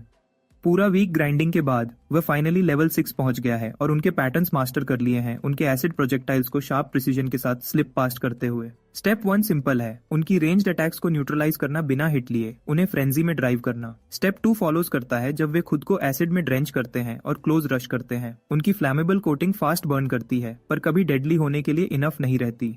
जांग उन्हें एनीवे स्कॉच करता है, यह जानते हुए कि स्कारलेट सर्पेंट स्केल्स फ्यूल की तरह हैं, उसकी फ्लेम्स डाई करने से रिफ्यूज करती है। वह इसे फायर डिवाउरर 3 फ्लेवर्स ट्रू फायर कहता है, हालांकि वह इंस्टेंटली नेम पर क्रिंज करता है। फिर भी वह अपने ब्लेजिंग टॉर्नेडो के व्हर्लविंड से इमर्ज करता है, रोस्टेड रैबिट से सराउंडेड, उसके सर्पेंट स्केल्स फाइनली स्पेंट। वह बिलीव करता है कि यह मैसेकर उसे नेक्स्ट लेवल की ओर पुश करने के लिए इनफ है, even as the weight of his choice lingers. Analysis complete. Self summoner level 7 पर असेंड करता है, उसके स्टैट्स कॉन्ट्रैक्ट जिम के साथ राइज करते हैं, जो लेवल 5 पर एडवांस करता है और डीप ब्लू ग्लो करता है। वह रिकॉल करता है कि लेवल 4 और 6 के बीच नथिंग चेंज्ड। जेम स्टबर्नली 4 पे स्टक रहा, यह प्रूव करता है कि यह उससे कहीं हार्डर लेवल करता है। क्यूरियोसिटी स्टर्स कि इस बार यह किस काइंड की पावर अनलॉक करेगा, होपफुली कॉम्बैट के लिए फिट कुछ। अचानक एक लोन बनी सिनिस्टर ऑरा रेडिएट करता है, शॉक्ड कि यह सर्वाइव कर गया। जेम जंकी खुद को तैयार करता है, डिक्लेयर करता है कि वह अब वह पुशओवर नहीं रहा जो पहले था।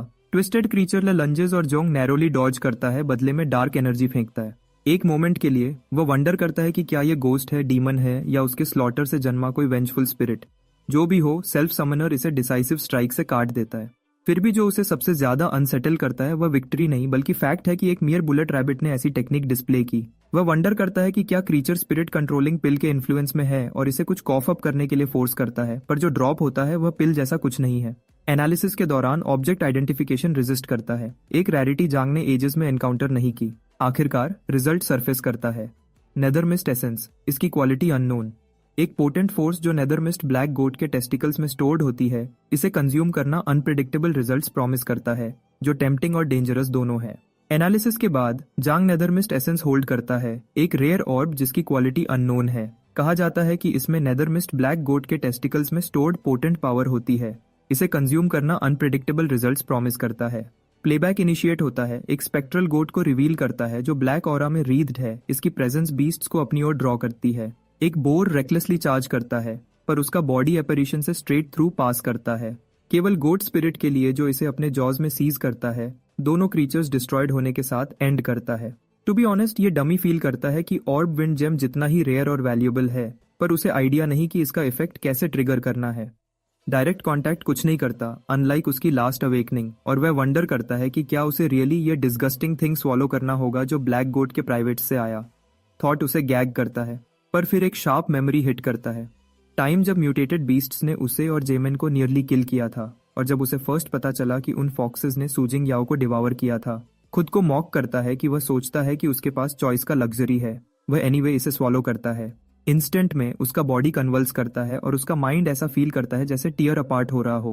वह स्क्रीमिंग कोलैप्स करता है, विजन्स उस पर क्रैश करते हैं। एक में वह सूजिंग याओ को सेलेस्टियल फॉक्स शैकल्स में बाउंड देखता है, जो उसे कहती है कि सेटबैक्स और पेन के बावजूद सर्वाइव करो। उसका माइंड रिज से बर्न करता है जब वह सूजिंग याओ को वाउ करता है कि वह तब तक नहीं मरेगा जब तक last one of them gone नहीं हो जाता। सिस्टम उसका ग्रोथ रिवील करता है, 7 स्टार्स ऑफ पोटेंशियल दिखाता है और उसे नेदर मिस्ट बॉडी ग्रांट करता है, एक पावर जो लिविंग बीइंग्स के फियर को एब्जॉर्ब करती है और उसे कंट्रोलेबल नेदर मिस्ट में टर्न करती है। 20 के रिजर्व के साथ प्रत्येक पॉइंट फिजिकली मैनिफेस्ट करता है। अटैक और defence equal to 10% of his current level, stacking to a terrifying 1000%। First time के लिए जांग एक एबिलिटी होल्ड करता है जो प्योरली बैटल के लिए बिल्ट है। ऑफेंस और डिफेंस को एक रिलेंटलेस फोर्स में मर्ज करता है। यह पावर क्लियरली डिपेंड करती है कि वह कितना नेदर मिस्ट यूज करता है, और सेल्फ समनर अपनी ग्रोथ पोटेंशियल से स्टन्ड है। उसने कभी नहीं सोचा था कि वह ग्रोथ थिंग इतना स्ट्रॉन्ग टर्न आउट कर सकता है। फिर भी किसी रीजन से क्राई बेबी बॉलिंग रोक नहीं पाता, इमोशंस जो वह अंडरस्टैंड भी नहीं करता, केवल सर्टेनिटी कि वह सूजिंग याओ का एवेंज करेगा। कुछ ड्यूड्स रश करते हैं पूछने की क्या वह ओके है, पर उसके फ्रेंड्स उन्हें उसे अलोन छोड़ने और म्यूटेटेड बीस्ट्स आने से पहले सिटी के अंदर जाने को अर्ज करते हैं। जब एक इंसिस्ट करता है, जेम जंकी का ऑमिनस ऑरा फ्लेयर करता है, उन्हें स्केयर ऑफ करता है। टोटली क्लूलेस, वह बस मटर करता है कि वह फाइन है, केवल रियलाइज करने के लिए कि उसका नेदर मिस्ट रिजर्व 35 पर जंप कर गया है। तब उसे हिट करता है। वह अदर्स के फियर को एब्जॉर्ब कर सकता है और उसे नेदर मिस्ट में कन्वर्ट कर सकता है। ये मिस्ट रेगुलर एनर्जी की तरह नहीं है, ये उसकी विल के बेंड होती है और उसे एनीथिंग में शेप किया जा सकता है जो वह इमेजिन करता है। वह वंडर करता है कि ये थिंग रियली कितना पावरफुल है और इसे वीकेस्ट स्ट्राइक के साथ टेस्ट करता है। Single point of nether mist एक मैसिव ट्री को 1 क्लीन कट में क्लीव करता है, उसे स्टंट छोड़ता है। जब वह 10 पॉइंट्स पोर करता है, जायंट ट्रंक काउंटलेस फ्रैगमेंट्स में शैटर हो जाता है। क्राई बेबी रियलाइज करता है कि यह स्किल इनक्रेडिबली वर्सेटाइल है, एक ट्रू वेपन जो हाई लेवल म्यूटेटेड बीस्ट्स के खिलाफ भी खड़ा हो सकता है अगर समझदारी से यूज किया जाए तो। फिलहाल सेल्फ समनर ने लो की रहने का फैसला किया है और पर्ज स्क्वाड के साथ चुपचाप स्ट्रांग बनता जा रहा है। जब जांग अपनी नई पावर की तारीफ कर रहा होता है, तभी सिस्टर सीसी अचानक वहां आती है और जिस नेदर मिस्ट म्यूटेटेड बीस्ट से वो अभी लड़ा था, उसको अर्जेंटली ढूंढ रही होती है। उस डमी को अजीब सा डेजा व्यू होता है, उसे चांग की याद आती है और कैजुअली एडमिट करता है कि उसने नेदर मिस्ट एसेंस निगल ली है। सीसीए गुस्से में आग बबूला हो जाती है, पूछती है कि क्या उसको मरने का शौक है। वो इंसिस्ट करता है कि यह इतना बुरा नहीं हो सकता क्योंकि उसके एनालिसिस में कुछ भी डेंजरस नहीं दिखा, और अगर कुछ गलत हुआ तो वो जोर लगाकर उसे स्पिट आउट कर सकता है। लेकिन सीसीए गुस्से से बोलती है कि हर चीज अंडू नहीं हो सकती और पूछती है अगर वो पैरासाइट हुआ तो। ये बात सुनकर आखिर में वो हिल जाता है, सोचता है कि क्या जो चीज उसने खाई वो सच में लीथल हो सकती है।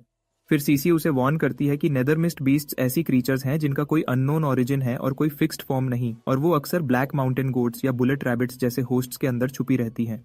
सीसी एक्सप्लेन करती है कि यह क्रीचर्स नेदर मिस्ट बीस्ट द्वारा कंट्रोल किए जाने वाले पपेट्स से ज्यादा कुछ नहीं होते।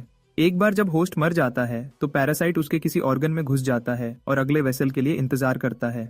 वो जोर देकर कहती है कि सबसे बड़ा रियल डेंजर ये है कि नेदर मिस्ट अपने होस्ट पर फुल कंट्रोल कर सकता है। ये सुनकर वो डमी डर जाता है, पैनिक करता है कि कहीं बीस्ट उसके साथ लैच तो नहीं हो गया। एसेंस निगलने के बाद जो अनबेरेबल पेन हुआ था वो याद करके वो सोचता है कि कहीं नेदर मिस्ट अभी से उसकी बॉडी पे टेक ओवर करने की कोशिश तो नहीं कर रहा। जांग को लगता है कि वो चीज लैच होने में फेल हो गई होगी क्योंकि वो फाइन महसूस कर रहा है, लेकिन सीसीए वार्न करती है कि वो नॉर्मल नहीं है। हो सकता है उसके अंदर के किसी और मॉन्स्टर ने नेदर मिस्ट बीस्ट को साफ कर दिया हो या शायद उसके एब्सोल्यूट कंट्रोल की वजह से वो पैरासिटाइज्ड होने पर भी सेफ है। फिर भी वो साफ कर देती है, अगर तू म्यूटेट हुआ तो मैं इस सेल्फ समनर को बिना सोचे समझे काट दूंगी। तभी उनके बीच एक स्पाइडर गिरता है। उस आइस लेडी की तो हवा टाइट हो जाती है, वो पैनिक में उसको टुकड़े टुकड़े काट देती है। उसके बाद वो जांग से लिपट जाती है, बेग करती है कि उसे वहां से दूर ले चलो। वो डमी खुद को नॉस्टैल्जिक होने से रोक नहीं पाता। सीसी आज भी बग से उतना ही डरती है जैसे बचपन में डरती थी। तब लिटिल सीसी छाव में अपनी किताबें लेकर बैठी रहती थी, जबकि जांग उसे बग से चिढ़ाता था। जब एक उड़ जाता था तो वो सीसीए को ब्लेम करता था कि उसने डर कर उसे भगा दिया। वो बस उसे सिली कहती थी कि वो बग से दोस्ती करना चाहता है, बजाय ऑर्फनेज के दूसरे बच्चों के। जिस बात ने उसे सच में बॉदर किया वो ये थी कि वो जानता था कि वो बच्चे एक दिन चले जाएंगे। तो उस दिन सीसी ने वादा किया था कि वो उसकी फ्रेंड रहेगी, चाहे कुछ भी हो। प्रेजेंट में वापस आकर थोड़ी देर हग करने के बाद वो आइस लेडी स्नैप आउट करती है और डमी को इतने जोर से पकड़ने के लिए अपनी ग्लेयर से फ्रीज कर देती है। अपने यूजुअल सेल्फ में लौटकर वो उसे वार्न करती है कि जिन खतरों को वो नहीं समझता उन्हें अंडर एस्टिमेट ना करे। इस दुनिया में फ्री लंच जैसी कोई चीज नहीं होती। इस बार वो लकी हो गया होगा, पर वो दोबारा अपनी गार्ड नीचे नहीं कर सकता। सेल्फ समनर रियलाइज करता है कि सीसीए पर्ज स्क्वाड ज्वाइन करने के बाद से डिस्टेंट और कोल्ड दिख सकती है, पर अंदर से वो वैसी ही है, हमेशा उसका ख्याल रखती है। तभी एक नोटिफिकेशन सीसी को पर्ल सिटी वापस बुलाता है। इसके साथ ही उनका इन्वेस्टिगेशन और उसकी स्पेशल ट्रेनिंग फिलहाल खत्म हो जाती है। जब पूछा जाता है तो आइस लेडी एक्सप्लेन करती है कि उनके टीम लीडर को सेलेस्टियल फॉक्सेस ने बुरी तरह जख्मी कर दिया है, इसलिए उसे सपोर्ट देने के लिए तुरंत वापस जाना पड़ेगा। यह सुनकर वो डमी शॉक हो जाता है, सजेस्ट करता है कि सिटी के बाहर की अदर टीम्स से बैकअप बुलाओ, पर सीसी अपना सिर हिलाती है। दूसरों को अलर्ट करने से फॉक्सेस को टिप ऑफ मिल सकता है, और वैसे भी सिटी वॉल्स के बाहर थिंग्स ऑलरेडी काफी कॉम्प्लिकेटेड है। वो उसे अपने साथ आने को कहती है, वादा करती है कि रास्ते में सब कुछ एक्सप्लेन करेगी। रास्ते में वो आइसोलेटेड एक्सप्लेन करती है कि सिटी के बाहर क्या सिचुएशन है। ये किसी को नहीं पता कि ये सब कब शुरू हुआ, पर जब से कैटेक्लिज्म हुआ है म्यूटेटेड बीस्ट्स रन वाइल्ड हो गए हैं, जिस वजह से सर्वाइवर्स को जो थोड़ा बहुत बच गया था उसके चारों तरफ वॉल्स बिल्ड करनी पड़ी। ट्रैवल इतना डेंजरस होने की वजह से आउटसाइड वर्ल्ड की मैपिंग की जिम्मेदारी इन्वेस्टिगेशन टीम और कुछ इंडिपेंडेंट अवेकनर्स पर आ गई है। उनके लेटेस्ट इंटेल के मुताबिक पर्ल सिटी के आसपास के एरिया में बीस्ट्स की लोएस्ट कॉन्सेंट्रेशन है। बस कुछ इधर उधर बिखरे हुए विलेजेस और कुछ घूमने वाले सैवेजेस हैं। उसके बाद सी है, पर कोई आगे एक्सप्लोर करने की हिम्मत नहीं करता। एपेक्स लेवल म्यूटेटेड बीस्ट्स उन पानियों पर रूल करते हैं और किसी एक इंसान को भी नहीं पता कि होराइजन के पार कोई और सिटीज एग्जिस्ट करती हैं या नहीं। तो सी के उस पार क्या है, ये एक कंप्लीट मिस्ट्री ही बना हुआ है। जब सीसी वॉल्स के बाहर की सिचुएशन के बारे में पूछती है तो वो लड़का एक्सप्लेन करता है कि purge squad illusory light celestial curtain से पर्ल सिटी की मॉनिटरिंग कर रहा था और पिछली रात तक सब शांत लग रहा था। पिछली रात लो और mid level celestial foxes Crossman street पर स्वॉर्म्ड हो गए, पर वो एक ट्रैप निकला जिसे दुश्मन के कमांडर ने खुद लीड किया था। उनके लीडर कैप्टन जिन्बो रिट्रीट को कवर करते हुए बुरी तरह जख्मी हो गए और अब सीसी को उनकी ड्यूटीज टेक ओवर करके पर्ल सिटी को सेफ रखने के लिए कहा गया है। जब जांग मदद ऑफर करता है तो वो इस डमी को ब्लैकस्मिथ शॉप वापस जाकर रेस्ट करने को कहती है, वादा करती है कि बाद में मिलेगी। जांग होप करता है कि सीसी और जिन्बो दोनों ठीक हो जाएं। आखिर में वो अपनी बाहें स्ट्रेच करता है, सिटी के बाहर के एग्जॉस्टिंग डेज के बाद अनवाइंड होने के लिए रेडी है और सोचता है कि जेमॉन्ड की बीस्ट किंग फिश ट्रेनिंग कैसी चल रही होगी। रास्ते में जांग नोटिस करता है कि उसके आसपास हर कोई अपनी जगह पर फ्रीज हो गया है। टाइम खुद रुक गया है। एक आदमी की आवाज आती है और सेल्फ समनर तुरंत एनालिसिस एक्टिवेट करता है, पर फेल हो जाता है। टारगेट की हिडन एबिलिटी उसको ब्लॉक करती है। वो ओल्ड बोन स्मर्क्स करता है, जांग के एनालिसिस के एंडलेस यूज को नोट करता है। ये ऐसी फीट है जिसे हाई लेवल अवेकनर्स भी डेली 10 बार से ज्यादा रिपीट नहीं कर सकते। फिर वो उसकी क्लेवर ट्रिक की तारीफ करता है कि वो अपनी बॉडी को नॉन स्टॉप एनालाइज करने के लिए फोर्स करता है। हालांकि जांग को कोई आइडिया नहीं है कि ये आदमी कैसे जानता है, पर उस आदमी का ऑरा ही उसकी स्पाइन में चिल्स भेज देता है। फिर भी वो जांग को टॉन्ट करता है कि मूव करके दिखा। जांग रिफ्यूज करता है, कहता है कि उसके पास किसी ओल्ड टाइमर से लड़ने की कोई वजह नहीं है, पर वो ओल्ड बोन गहरी चोट करता है। उसे मॉक करता है कि स्ट्रेंथ के बिना जिंगयाओ का बदला लेने का उसका वाव सिर्फ एम्प्टी टॉक है। ये टिक उसकी नर्व को छू जाती है। सेल्फ समनर फुल स्पीड से आगे लॉन्च करता है, पर वो ओल्ड मैन कैजुअली एक स्पेशल रिफ्ट में वैनिश हो जाता है। उसका टेलीपोर्टेशन जांग के चार्ज को मॉक करता है। वो ओल्ड टाइमर अचानक उसके पीछे अपीयर होता है, आसानी से उसके पंच को ब्लॉक करता है और उसकी स्लो स्पीड का मॉक करता है। पर सेल्फ समनर ने तो ट्रैप लगाया था, फायर डिवाउरर को उसे जिंदा भूनने के लिए अनलीश किया, लेकिन अटैक फिजल हो गया। वह तो सिर्फ एक आफ्टर इमेज थी। वह old bone water element strike से काउंटर करता है। जांग ये सोचकर हिल जाता है कि इस मॉन्स्टर के पास और कितनी एबिलिटीज हैं। अपनी नेदरमिस्ट रिजर्व्स के 18 पर आने के बाद वह एक फेंट करता है और नाइट वॉकर के साथ अंदर घुसकर स्नीक अटैक करता है, लेकिन वह ओल्ड मैन इसे क्लेवर पर वीक बोलकर झटके से हटा देता है और एक सिंगल टेलीकिनेटिक ब्लास्ट से जांग को हवा में उड़ा देता है। हालांकि ओल्ड बोन मानता है कि इस लड़के की स्ट्रेंथ इंप्रेसिव है और बात करने के लायक है, जैम जंकी रियलाइज करता है कि यह सब एक टेस्ट था। जांग की पावर अभी भी सीसीए या जिन्बो के आसपास भी नहीं है और पर्ज स्क्वाड कैप्टन ही उस लीग में है। जब वह जेम जंकी पूछता है कि उसे किस नाम से बुलाए, तो वह ओल्ड मैन सिर्फ स्मर्क करता है और कहता है कि जो चाहे बुला लो, या क्या वह सच में उसका नाम भूल चुका है। एक बात तो साफ है कि पर्ज स्क्वाड ने जांग को पहले ही समझ लिया है। जो उसे समझ नहीं आता वह यह है कि सिटू शिबाई ने खुद को ऐसे रिवील क्यों किया। सिटू उसकी बात काट देता है, इस डमी को कहता है कि पहले यह सीख कि दूसरों को अपना माइंड रीड करने से कैसे रोकते हैं, फिर ओवर थिंकिंग करना। यह सुनकर जांग स्टन हो जाता है, सोचता है कि क्या यह करना भी पॉसिबल है। फिर सिटू एक्सप्लेन करता है कि पिछले 200 सालों में पर्ल सिटी ने एक भी अल्टीमेट लेवल अवेकनर नहीं देखा अब तक। जांग बैफल्ड है क्योंकि उसने सोचा था कि एपेक्स ही सबसे हाईएस्ट टीयर है, लेकिन सिटू क्लैरिफाई करता है नॉर्मल अवेकनर्स, यहाँ तक कि हाई लेवल्स भी जिंदगी भर एक ही एबिलिटी से बंधे रहते हैं, जबकि एक अल्टीमेट लेवल अवेकनर उन जंजीरों को तोड़ सकता है और एंडलेसली नई पावर्स अवेकन कर सकता है। फिर एक तीखी क्यूरियोसिटी के साथ वह ओल्ड मैन पूछता है कि क्या जांग की अल्टीमेट एबिलिटी कॉन्ट्रैक्ट जेम उसकी खुद की एबिलिटी पाथ ऑफ अदर्स को कॉपी कर सकती है। मिस्टर सिटू आउटकम जो भी हो, जांग को ग्रेटिट्यूड के तौर पर एक गिफ्ट ऑफर करता है और उसके क्वेश्चंस का जवाब देने का वादा भी करता है। जब जांग पूछता है कि अगर वह रिफ्यूज करे तो क्या होगा, तो वह ओल्ड टाइमर सिर्फ श्रग करता है और गिफ्ट दिखाता है, एक गोल्डन ट्रेजरी ब्रेसलेट जिसमें एक स्टोरेज स्किल है जिस पर वह कभी रिलाई करता था। जेम जंकी तो पागल ही होने वाला होता है, ओल्ड मैन को वे टू जेनरस कहता है क्योंकि स्टोरेज स्पेस ही वह चीज है जो उसके पास नहीं थी। सीटू फिर उसे अपना हाथ आगे बढ़ाने को कहता है, उसके हाथ पर कुछ करता है और जांग के उसकी एबिलिटी कॉपी करने की कोशिश करने के बाद सीटू कंफर्म करता है कि न ही उसकी मेन और न ही डेरिवेटिव एबिलिटीज कॉपी हो सकती है। यह प्रूव करता है कि सेल्फ समनर सच में स्पेशल है। अपने वादे के मुताबिक ओल्ड टाइमर उसे गोल्डन ट्रेजरी ब्रेसलेट दे देता है। ओल्ड मैन का शुक्रिया कहने के बाद यह ड्यूड ब्रेसलेट को एग्जामिन करता है और जो उसकी एनालिसिस रिवील करती है उससे वह नियरली फ्रीज हो जाता है। प्लेबैक में दिखता है कि एक बूढ़ी औरत को बांधा गया है और उस पर एनर्जी की गोल्डन शावर डाली जा रही है। यह वह क्रूअल प्रोसेस है जिसके पीछे इस आइटम को फॉर्ज किया गया।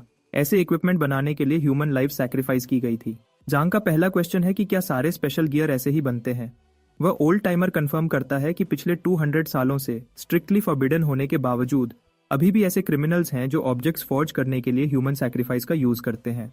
सीटू एडमिट करता है कि वह ब्रेसलेट डिस्ट्रॉय करने का प्लान बना रहा था, पर अब जब यह जांग के हाथों में है तो हो सकता है यह सेल्फ समनर ही वह है जिसे उन लोगों को जस्टिस दिलाना है जो सच में डिजर्व करते हैं। वह लॉस्ट सोल्स जो ब्रेसलेट से बंधे हैं आखिरकार रेस्ट कर सकते हैं। पर जांग का अगला क्वेश्चन था कि क्या लाइव्स हमेशा ऐसे ही केयरलेसली टॉस की जाती थी, यहाँ तक कि 200 साल पहले भी। सीटू एक ग्रिम नॉड के साथ कंफर्म करता है। तब बीस्ट टेमिंग जू फैमिली पर्ल सिटी पर आयरन फिस्ट से रूल करती थी, सबको अपनी मर्जी का स्लेव बना रखा था। आदमी टुकड़ों के लिए एंडलेसली लेबर करते थे। औरतें पैम्पर्ड यंग मास्टर्स के लिए प्लेथिंग्स के तौर पर पकड़ी जाती थी। बच्चों को पैदाइश से ही लॉयल टूल्स बनने के लिए ब्रेन वॉश किया जाता था। और वह बुजुर्ग जो अब काम नहीं कर सकते थे, उन्हें जू फैमिली के म्यूटेटेड पेट्स को जिंदा खिला दिया जाता था।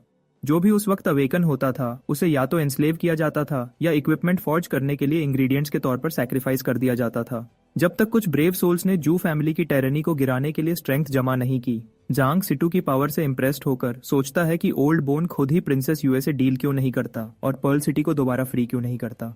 एनक्रिप्टेड कम्युनिकेशंस एक्टिवेट करते हुए साइटू एक्सप्लेन करता है कि वह नहीं कर सकता, पर अश्योर करता है कि सिटी की डिफेंसेस कमजोर नहीं है। सेलेस्टियल फॉक्स एम्बुश ने बस उन्हें ऑफ गार्ड पकड़ लिया था। पर्ल सिटी के पास अपनी इन्वेस्टिगेशन टीम है जो म्यूटेटेड बीस्ट से वाइल्ड्स को स्कावर करती है, पर्ज स्क्वाड गेट्स की सीक्रेट में गार्डिंग करता है, और सबसे ऊपर king's divine artifact sun and moon pearl जो अपनी रेंज के अंदर की सभी लाइफ को सप्रेस करता है, उनकी पावर को लेवल 40 पर कैप करता है। उसने कहा अगर किंग लेवल बीस्ट भी अपीयर हुआ तो सन एंड मून पर्ल उसे एपेक्स तक सप्रेस कर देगा, और साइटू फ्लैटली क्लेम करता है कि वह आसपास का सबसे स्ट्रॉन्गेस्ट एपेक्स है।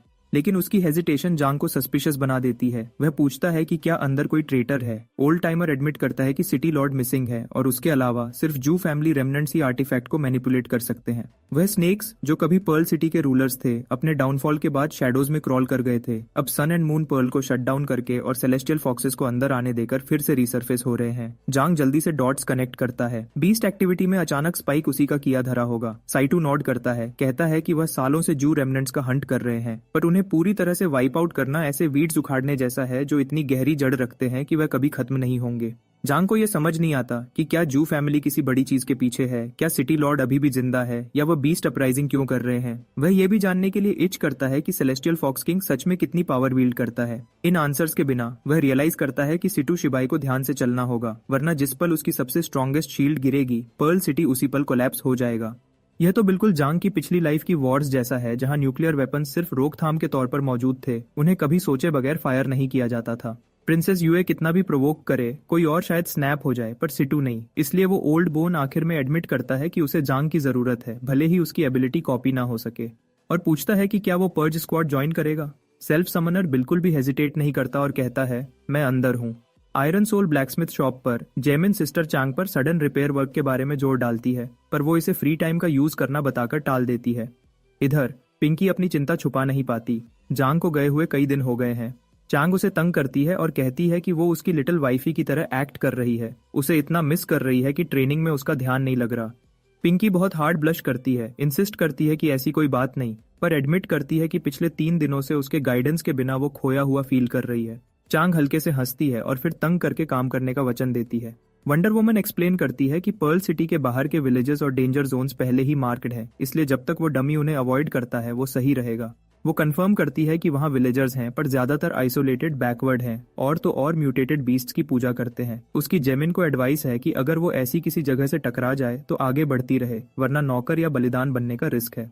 पिंकी पूछती है कि क्या वो उनसे सिर्फ बात नहीं कर सकते, पर चैंग उसे चुप करा देती है और कहती है कि उन लोगों को इंसान कहना भी मुश्किल है, वो बीस्ट से भी ज्यादा डेंजरस जंगली है। बेचारी पिंकी पहले ही डर चुकी होती है जब चैंग उस पर और पाइल ऑन करती है, वार्न करती है कि कुछ जंगली मास्क पहनते हैं और चुपके से अपने शिकार का पीछा करते हैं। तभी उसके पीछे से अजीब सा ब्लैक स्मोक सामने आते हैं, जिससे पिंकी की तो जान निकलते निकलते बचती है। ये जांग है जो नेदर मिस्ट से अभी अभी वापस आया है। जांग कॉट ऑफ गार्ड होता है और रिफ्लेक्सिवली उसके नट्स पर एक किक स्लैम कर देता है। कुछ क्रैक होता है, फिर भी अगले ही पल वो ठीक एक्ट करता है और रोने लगता है कि वो कितनी मीन है। वो दोनों डिमांड करती हैं कि वो कौन है, जब तक वो खुद को रिवील नहीं करता। दोनों लड़कियां अच्छा फील करती हैं, पर गुस्से में भी हैं। हमेशा की तरह चैंग अपने छोटे भाई को पकड़ लेती है, जबकि ये डमी एडमिट करता है कि वो सिर्फ सैवेज विलेजर्स के बारे में उनकी बातें सुनकर मूड अच्छा करना चाहता था। जांग ने कभी एक्सपेक्ट नहीं किया था कि वंडर वुमन घूमकर उसके क्रॉच पर नेल कर देगी।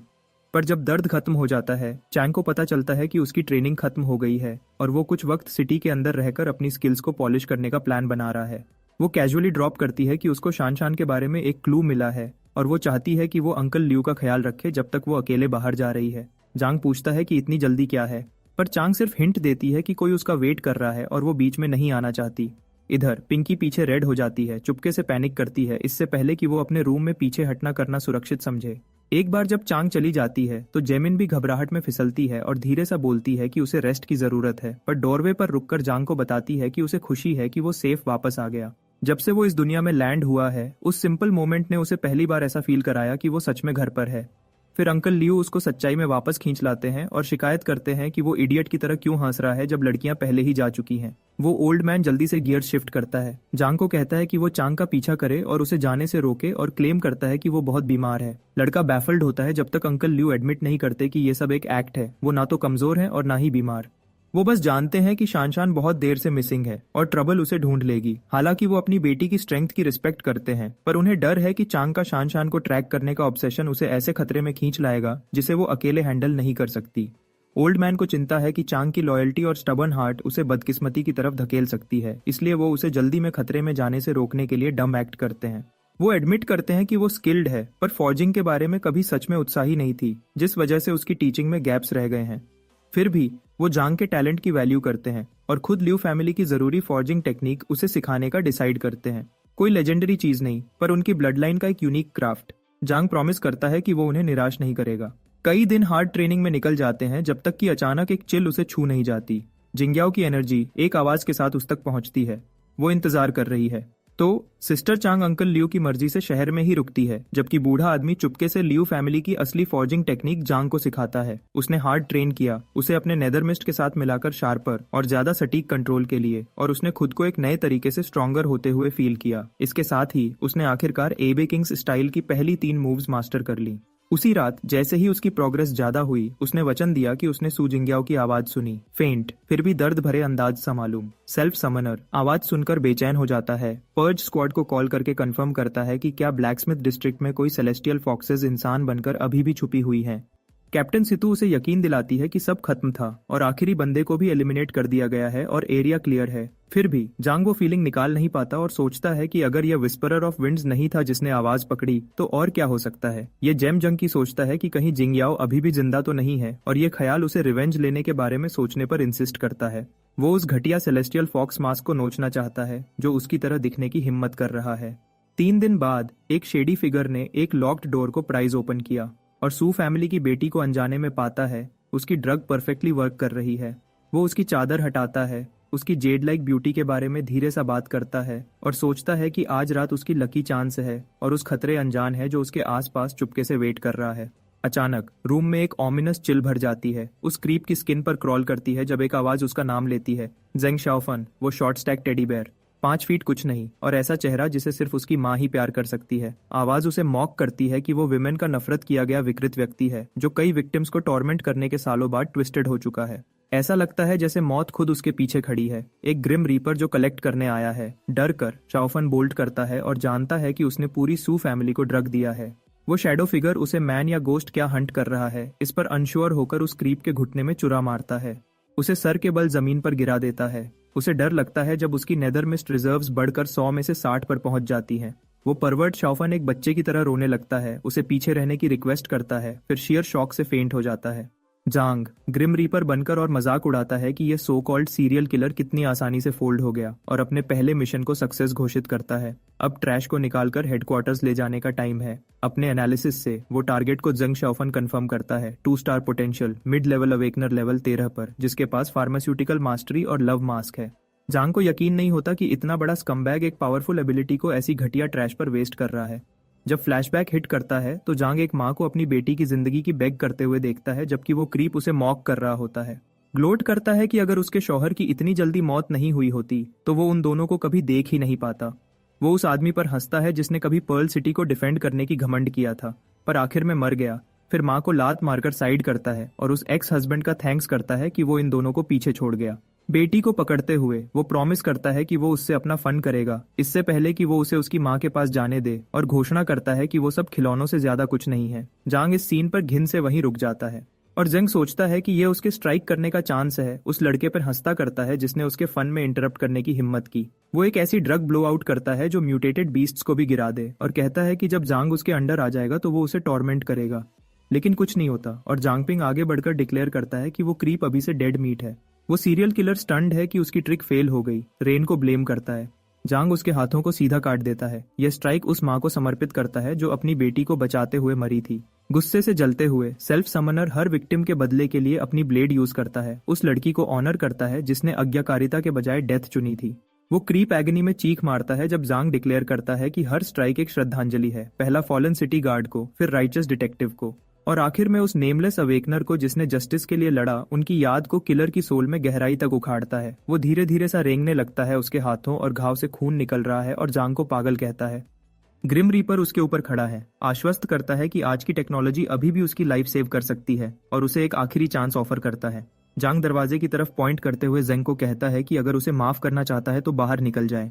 फिर भी बर्निंग रिजॉल्व के साथ सेल्फ समनर प्रॉमिस करता है कि वो इस सीरियल किलर को वैसे ही सबक सिखाएगा जो उसने कभी इनोसेंट पीपल पर यूज किया था, पर 100 फोल्ड ज्यादा करके। अपने सबसे डार्केस्ट फॉर्म में जांग उस क्रीप जेंग शाओफन को बताता है कि वो बुरी तरह फेल हो गया और उसने अपना इकलौता चांस वेस्ट कर दिया। अपने कोर तक डर गया। शाओफन दरवाजे की तरफ जाने की कोशिश करता है पर इससे पहले कि वो बाहर निकल सके सेल्फ समनर उसे एक पल में मार देता है। रेजिंग स्टॉर्म के बीच सेल्फ समनर उस सीरियल किलर जंग को वार्न करता है कि यह उसके पास जिंदा रहने का आखिरी चांस है। वो क्रीप एक खूनी की तरह दरवाजे की तरफ रेंगता करता है। वो पहले ही रिवेंज प्लॉट कर रहा है और इमेजिन कर रहा है कि वो जांग की स्किन को टुकड़े टुकड़े कैसे करेगा। उसके दिमाग में उस औरत के मेमोरीज फ्लैश हो रहे हैं और ये सोचता है कि अभी भी बहुत सारे विक्टिम्स बचे हैं जिन्हें सताया जा सकता है। वो खुद को दरवाजे के करीब खींचता है। दरवाजा लॉक्ड है और वो जल्दबाजी में उस पर अपने मुक्के से मारता है। अपना आखिरी चांस खोने के बाद ग्रिम रीपर जेंग शाओफन को फेलियर बोलता है और एक स्ट्राइक से उसको खत्म कर देता है।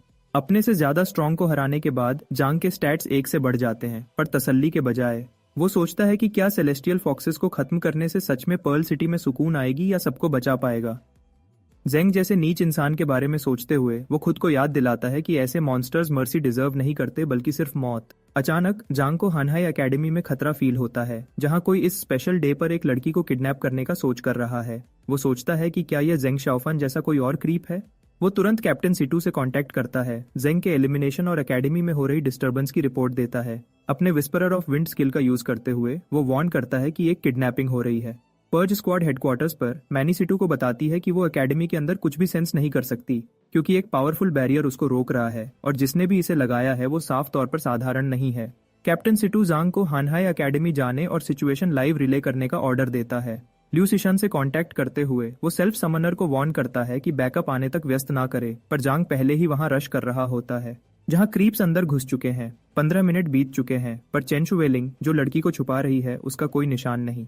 तभी एक क्रीपर बैरियर में रिपोर्ट करता है, पर उनका बॉस काम रहता है, कॉन्फिडेंट है कि ईस्टर्न ड्रैगन सबड्यूइंग स्टोन और लैंटर्न दोनों जगह पर होने की वजह से कोई भी उन्हें ढूंढ नहीं सकता। बॉस जानता है कि अगर घुसपैठिया चेन शुवेलिंग को अलर्ट करता है तो वो बड़ी सीरियस मुसीबत में है और उनकी इनविजिबिलिटी और मास्ड प्रेजेंस के बावजूद उसके आसपास होते हुए एस्केप करना लगभग इम्पॉसिबल है। जल्दी में क्रीप्स उसे ढूंढते हैं, जबकि जांग हानहाई एकेडमी पहुंचता है और ईस्टर्न ड्रैगन सबड्यूइंग स्टोन को स्टडी करता है, जो एक अच्छी क्वालिटी का आर्टिफैक्ट है। उसकी एनालिसिस बताती है कि यह एक बैटल ब्रेकिंग बैरियर है जो 4 ड्रैगन्स ऑफ डूइंग स्टोन्स से फॉर्ज की गई है। ये अपने यूजर्स को छुपाने के साथ साथ ज्यादातर बैरियर्स को विघटन और रद्द कर सकती है, प्रैक्टिकली एपिक टियर। एक फ्लैशबैक उस पर स्ट्राइक करता है जिसमें इस तरह के टूल को बनाने में लगी इंसानों का बलिदान है, एक ऐसी चीज जो पब्लिक के पास होना बहुत पहले रद्द कर दिया गया था। वो निश्चित है कि वो 3 बड़ी ऑर्गेनाइजेशंस का हिस्सा नहीं है, जो सिर्फ एक ही संभावना छोड़ता है कि वो जू फैमिली के अवशेष हो सकते हैं। बीस्ट टेमिंग जू फैमिली हमेशा से पर्ल सिटी के केओस का दिल रही है। उनकी लेगेसी 200 साल पहले तक चली आती है, जब वो क्रूरता से रूल करते थे, जब तक 3 महान ऑर्गेनाइजेशंस ने मिलकर उन्हें गिरा नहीं दिया। 2 महीने पहले उन्होंने फिर स्ट्राइक किया, सन एंड मून पर्ल को शट डाउन कर दिया और सिटी के नए लॉर्ड को गायब करने की प्लानिंग की। उसके थोड़े ही देर बाद उन्होंने सेलेस्टियल फॉक्सेस यूज किए ताकि फियर और डिसऑर्डर फैला सकें। आधा महीना पहले उन्होंने म्यूटेटेड बीस्ट्स की हॉर्ड्स को सिटी वॉल्स के बाहर जमा करना शुरू कर दिया और अब आज वो हानहे एकेडमी के अंदर मूव कर रहे हैं। उनकी नजर किसी बहुत इंपॉर्टेंट चीज पे है। जांग पिंग अभी भी जोड़ नहीं पा रहा कि जू फैमिली ने सेलेस्टियल फॉक्सेस को शहर में क्यों आने दिया या इन बीस्ट हॉर्ड्स को क्यों जुटाया किया, लेकिन उसे सस्पेक्ट है कि यह मिशन उनका असली एजेंडा रिवील कर सकता है। जिस पल वो अंदर स्टेप करता है उसे मूवमेंट फील होती है और वो अपने नाइट वॉकर स्किल से छुप जाता है। ठीक उसी वक्त क्रीपर्स उस लड़की को बाहर खींच लाते हैं और सरप्राइज्ड हैं कि इंट्रूडर जिसने बैरियर में एंटर किया था वो पहले ही गायब हो चुका है। उनका बॉस लैंटर्न समाप्त करने का ऑर्डर देता है ताकि जो थोड़ी बहुत एनर्जी बची है वो सुरक्षित हो सके। फिर अपना फोकस ड्रैगन सबड्यूइंग स्टोन को सिक्योर करने पर करता है, दृढ़ निश्चयी है कि वो अपनी प्रेजेंस के सारे ट्रेसेस इरेज कर देगा। उन्हें पता नहीं ये सेल्फ समनर इतना शार्प है कि वो उन्हें सेंस कर लेता है और कंफर्म करता है कि एनिमीज जू फैमिली फोर्सेज हैं। एक लेवल 20 एनालाइजर, एक लेवल 17 टेलीकिनेटिक और एक लेवल 15 हिप्नोटिस्ट जो नाइट एंड गेल लैंटर्न से छुपे हुए हैं, जिसकी एनर्जी लो चल रही है। यह टूल प्रेजेंस, सेंट और आइडेंटिटी मास्क करता है। हालांकि इसकी एनर्जी 100 में से 16 पर आ चुकी है और खत्म होने वाली है। उनका टारगेट हान है कि चेन जुंटिंग है, एक लेवल 13 अवेकनर जिसके पास 12 स्टार ग्रोथ और रेयर सेंट्स ब्लड है। ये ऐसी पावर है जो बीस्ट्स को शांत और बॉन्ड करती है। जैसे जैसे ये बढ़ती है निष्क्रिय रूप से स्प्रेड होती है और जो भी इसे पीता है उसे लॉस्ट एबिलिटीज और एंडलेस मिसफॉर्चून का श्राप लग जाता है। सेल्फ समनर को इस लड़की का पोटेंशियल इंसेन लगता है। उसका saint's blood basically contract gem का अपग्रेडेड वर्जन है। वो जानता है कि जू फैमिली जरूर किसी इनोसेंट बीस्ट को कंट्रोल करने के पीछे होगी जब ट्रियो हवा में वैनिश हो जाता है। जांग उनके पीछे भागने को कहता है और मैनी को उनका ट्रेल ट्रैक करने को कहता है। पर्ज स्क्वाड में मैनी रिपोर्ट करती है कि वो आउटस्कर्ट्स की तरफ जा रहे हैं और सीसी टाइम पर नहीं पहुंच पाएगी। जांग बोलता है कि वो उन्हें रोकेगा, लेकिन सिटू उसे अपनी सेफ्टी करने को कहता है, पर कोई चांस नहीं कि यह जेम जंकी जू फैमिली को भागने करने दे। उसे पता है कि उसका नेदरमिस्ट सीसी को जरूरत का टाइम दिला सकता है। मिड एस्केप जू बॉस को एक और नेदरमिस्ट बीस्ट नजदीक आते हुए सेंस होता है और भले ही जांग का भेस नीडिंग फॉर्जिंग टेक्निक की वजह से बना हुआ है, वो जानता है कि एक लेवल 20 एनालाइजर आसपास होने से रिस्की है। जब वो वुल्फ को स्कैन करने की कोशिश करता है तो जांग स्ट्राइक करता है ताकि उसे कट ऑफ कर सके। बॉस को हुआंग को ऑर्डर देने पर फोर्स होना पड़ता है कि वो बीस्ट को हिप्नोटाइज करे। उनके सरप्राइज के लिए ये सच में वर्क करता है, मगर सेल्फ समनर की इन्फिनिट मेंटल एनर्जी की वजह से वो सुरक्षित है। वो उनके साथ खेलता है और दिखाता है कि वो कंट्रोल में है।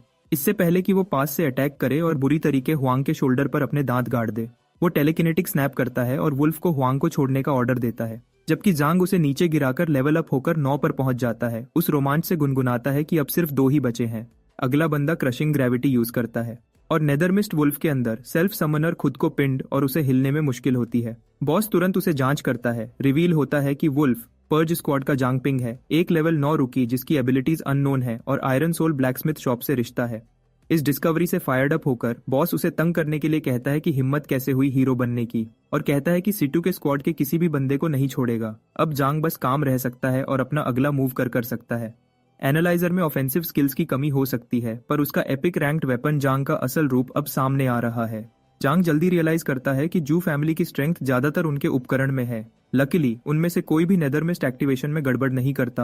हालांकि वो सोचता है कि टेलीकिनेटिक उसके स्ट्राइक्स डिफ्लेक्ट क्यों नहीं कर रहा। जब जांग डॉज करता है और ट्रियो के खिलाफ पुश बैक करता है तो टेलीयूजर हुआंगेर अस्यूम करता है कि इसकी एबिलिटी हेवी एनर्जी ड्रेन करती है और ये देखने के लिए रुकता है कि ये कब थकेगा। जल्दी ही जांग को बात समझ आती है। टेलीयूजर बिल्कुल भी डिफ्लेक्ट नहीं कर सकता। इम्पेशेंट होकर वो टेलीब्रेट एक गोल्डन बीम फायर करता है और डिमांड करता है कि जांग किस लिए स्टॉलिंग कर रहा है। इधर सेल्फ समनर अपनी थ्योरी टेस्ट करने के लिए रेडी है। नेदरमिस्ट रिजर्व्स अब 25 पर स्टैक्ड है। ब्लेड्स उसकी तरफ उड़ते हैं और बॉस मॉक करता है कि अपनी अवज्ञा की आखिरी सांसों का मजा ले, पर जांग का स्नीकी काउंटर उन्हें ऑफ गार्ड पकड़ लेता है। जेम जंकी उनकी फ्लॉ पॉइंट आउट करता है कि हुआंगेर को टेलीकिनेसिस यूज करने के लिए अपने हाथों से एम करना पड़ता है, मतलब अगर उसके हैंड्स रिस्ट्रेंड हो गए तो वो यूजलेस है। जांग की स्पीड देखकर वो शॉक्ड है। वो बैरली रिएक्ट कर पाते हैं इससे पहले कि वो टेलीब्रेट को सेकंड्स में चुरा घोंप देता है। निराश होकर वो ब्रैट अपने आप को बिगाड़ता है ताकि उसका सीधा फ्री हो सके और वो जांग की रिस्ट पकड़ लेता है। जबकि बॉस टॉन्ट करता है कि लड़के की एनर्जी खत्म हो रही होगी। जांग बस बीच में मजाक उड़ाता है और फायर पावर यूज करता है। फ्लेम्स उन्हें लपेट लेती हैं जब तक कि वो टेलीब्रेट चिल्लाता नहीं और उसे दूर धकेल नहीं देता। वो आधा जिंदा जल चुका होता है। गोल्डन थंडर उसकी चेस्ट बाइंड कर रहा है। फिर भी जांग मजबूती से खड़ा रहता है जब हुआंगेर उसके ट्रिक्स पर स्नीयर करता है। उसने एक्सपेक्ट नहीं किया था कि उनका गियर फायर प्रूफ होगा, लेकिन वो साफ तौर पर फिनिशिंग ब्लो के लिए तैयार हो रहे हैं। हीरो बस स्माइल करता है और बोलता है, अब टाइम आ गया है। ये सुनकर वो हंसते हैं और सोचते हैं कि उसकी मौत का टाइम आ गया है, पर असली जवाब तब आता है जब वाटर मैजिक स्वीप करता है। उनका बैलेंस बिगाड़ देता है। वो फिर भी जांग पर हमला करते हैं, पर चौंक जाते हैं जब सीसी पीछे से स्ट्राइक करती है और हुआंग को एक ही मूव में आउट कर देती है। बॉस ये देखकर हैरान रह जाता है कि उसने इतनी आसानी से ये कैसे कर दिया। बॉस रियलाइज करता है कि असली ट्रबल अब यहाँ है जब सीसी सीधे उसकी तरफ चार्ज करती है। उसका बैलेंस बिगाड़ देती है। बात करने का कोई टाइम नहीं। फ्यूरियस है कि इस लड़के ने उन्हें इतनी देर तक रोके रखा। उसे रिंग यूज करने पर फोर्स होना पड़ता है। सीसी सडन इलेक्ट्रिक सर्ज को नहीं समझ पाती और उसे रुकने को कहती है, लेकिन बहुत देर हो चुकी है जब पावर स्पाइरल होकर आउट ऑफ कंट्रोल हो जाती है।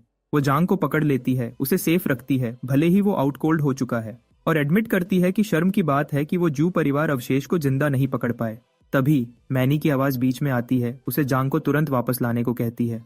वो अवशेष कर्टन टूट चुका है। यह खबर सुनकर वो हिल जाती है। वो नकली लुआ, जिसे प्रिंसेस यूए के नाम से ज्यादा जाना जाता है। वो बारिश में पर्ल सिटी को देखती है जब जामिंग को बुलाया जाता है। वो सिटी के बाहर म्यूटेटेड बीस्ट्स को इकट्ठा करने की तैयारियों के बारे में पूछती है और उसका नौकर उससे यकीन दिलाता है कि सब रेडी है। अचानक हवा में बिजली का एक तेज झटका लगता है जिससे वो दोनों चौंक जाते हैं। जामिंग तुरंत मिरियड थंडरिंग कॉल को पहचान लेता है और सोचता है कि क्या जू ज़ेयुन किसी मुसीबत में फंस गया है। उसे गुस्सा आता है कि फॉक्स को यह पता चल गया, इसलिए वो इस बात को सिर्फ गरज बोल के टाल देता है, पर यूए को उस पर शक होता है। जब उस पर प्रेशर डाला जाता है, जामिंग जल्दी से एक एक्सक्यूज ढूंढता है। बोलता है कि उसे बचपन से ही थंडर फोबिया है। यूए उस कायर पर ध्यान नहीं देती। उसे पूरा यकीन है कि वो आवाज सिटी वॉल्स के अंदर से आई थी, भले ही अब उसे कुछ दिख नहीं रहा। यूए को वो टाइम याद आता है जब उसने एक आदमी को डेथ्स डोर पर देखा था जो उसकी नाक के नीचे से गायब हो गया था बिना कोई निशान छोड़े। उसे शक है कि यह वही है, एक हाई लेवल इल्यूजन, पर यह इंसानों के ट्रिक्स उनकी काइंडनेस पर काम नहीं करने चाहिए। फिर भी उसे पता है कि उनके इल्यूजरी टैक्टिक्स एक सेलेस्टियल फॉक्स की नजर को धुंधला सकते हैं, और उसे यह ख्याल आता है कि शायद पूरी सिटी ही एक धोखा हो। इस चालाक प्लान पर खुश होकर उसकी हाईनेस अपना डोमेन फैलाती है। उधर सीसी आसमान में अजीब डिस्टॉर्शंस देखती है और सोचती है कि हानहाई एकेडमी की वो लड़की कहाँ चली गई। एक बात तो कंफर्म है, इल्यूजरी कर्टन अब हट रहा है। पूरी तरह से थका हुआ होने के बावजूद जोंग तब भी सीसी को नाइटिंगेल लैंटर्न यूज करने को कहता है। यूए अपना डोमेन पूरी लिमिट तक फैलाती है और आखिरकार उस चूहे को सैंटेस के साथ भागते हुए देख लेती है। जेमिंग हैरान है कि उसकी हाइनेस ने उसको ढूंढ लिया, पर वो उनके चार्ज को रोक नहीं पाता।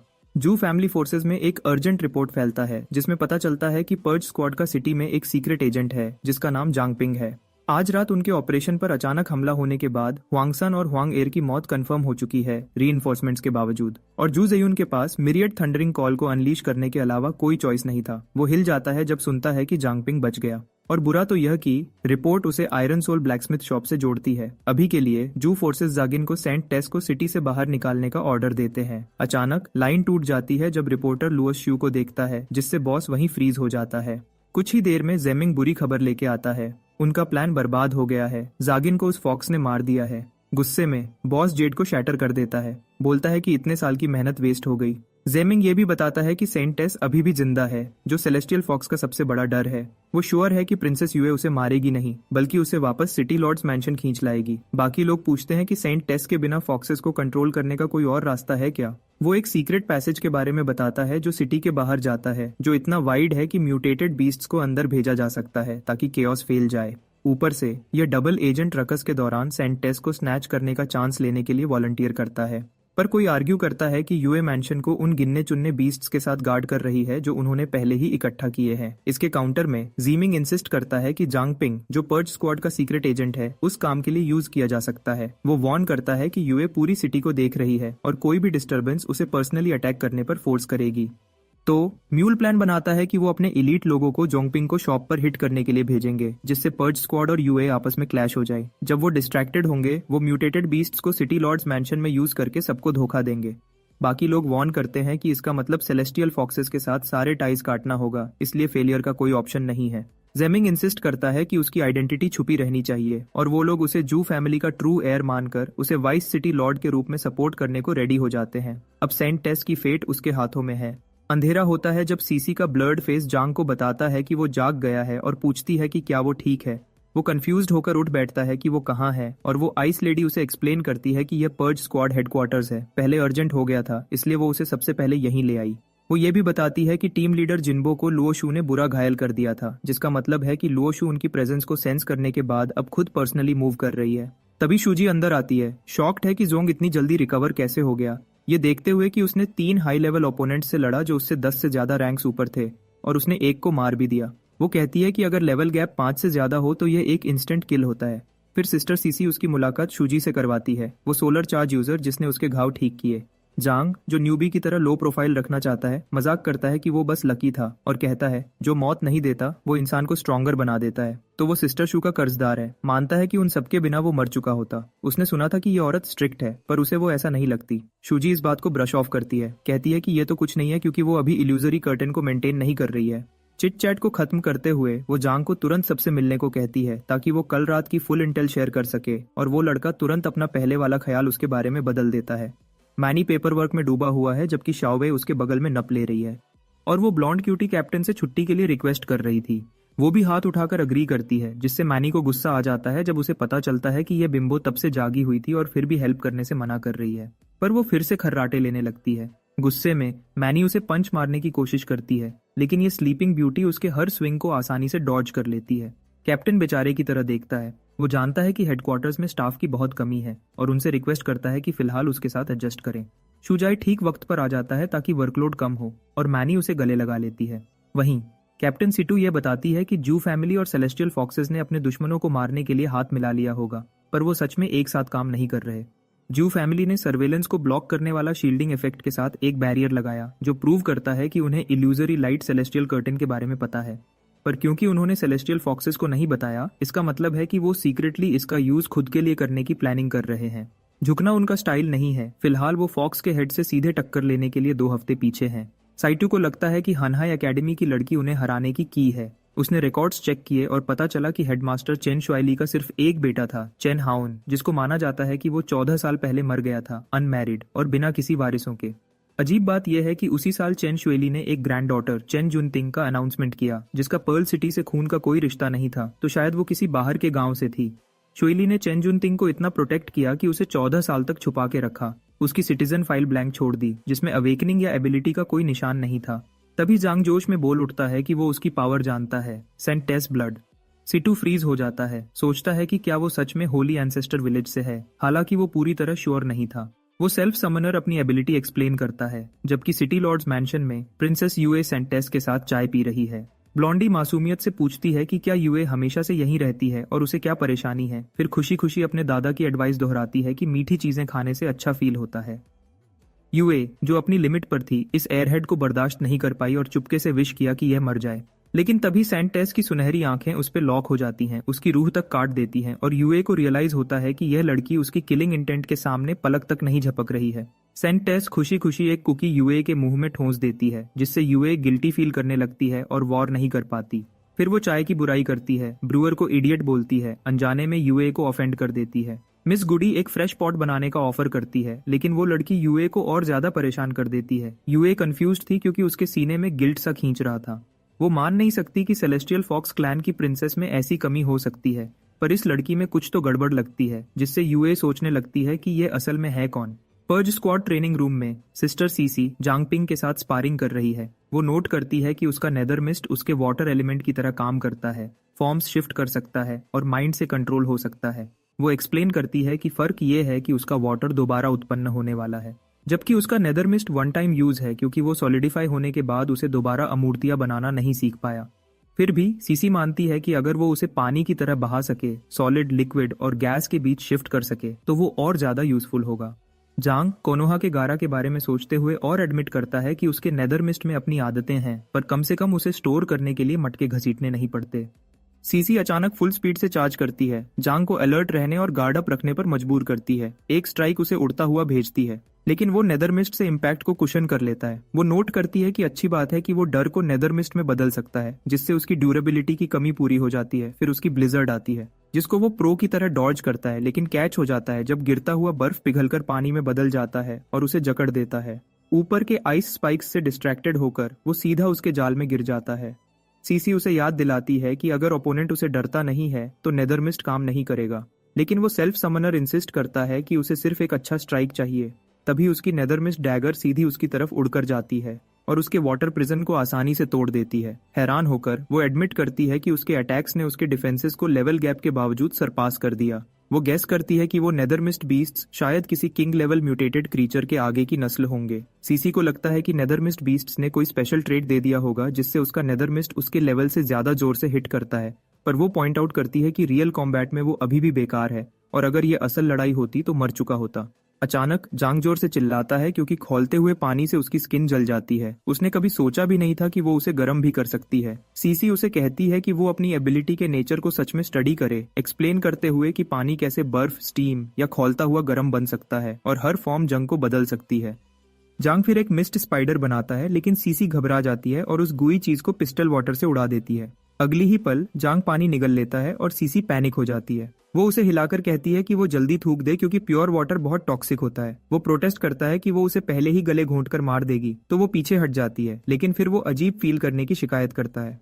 एक पल में उसकी पैंट्स नीचे गिर जाती है और टांगों की जगह उसकी कमर के नीचे सिर्फ पानी था। अपेरेंटली सिर के नीचे उसका पूरा शरीर पानी में बदल चुका था, जिससे वो पूरा डर जाता है। जांग को रियलाइज होता है कि उसने एक और एबिलिटी अवेकन कर ली है।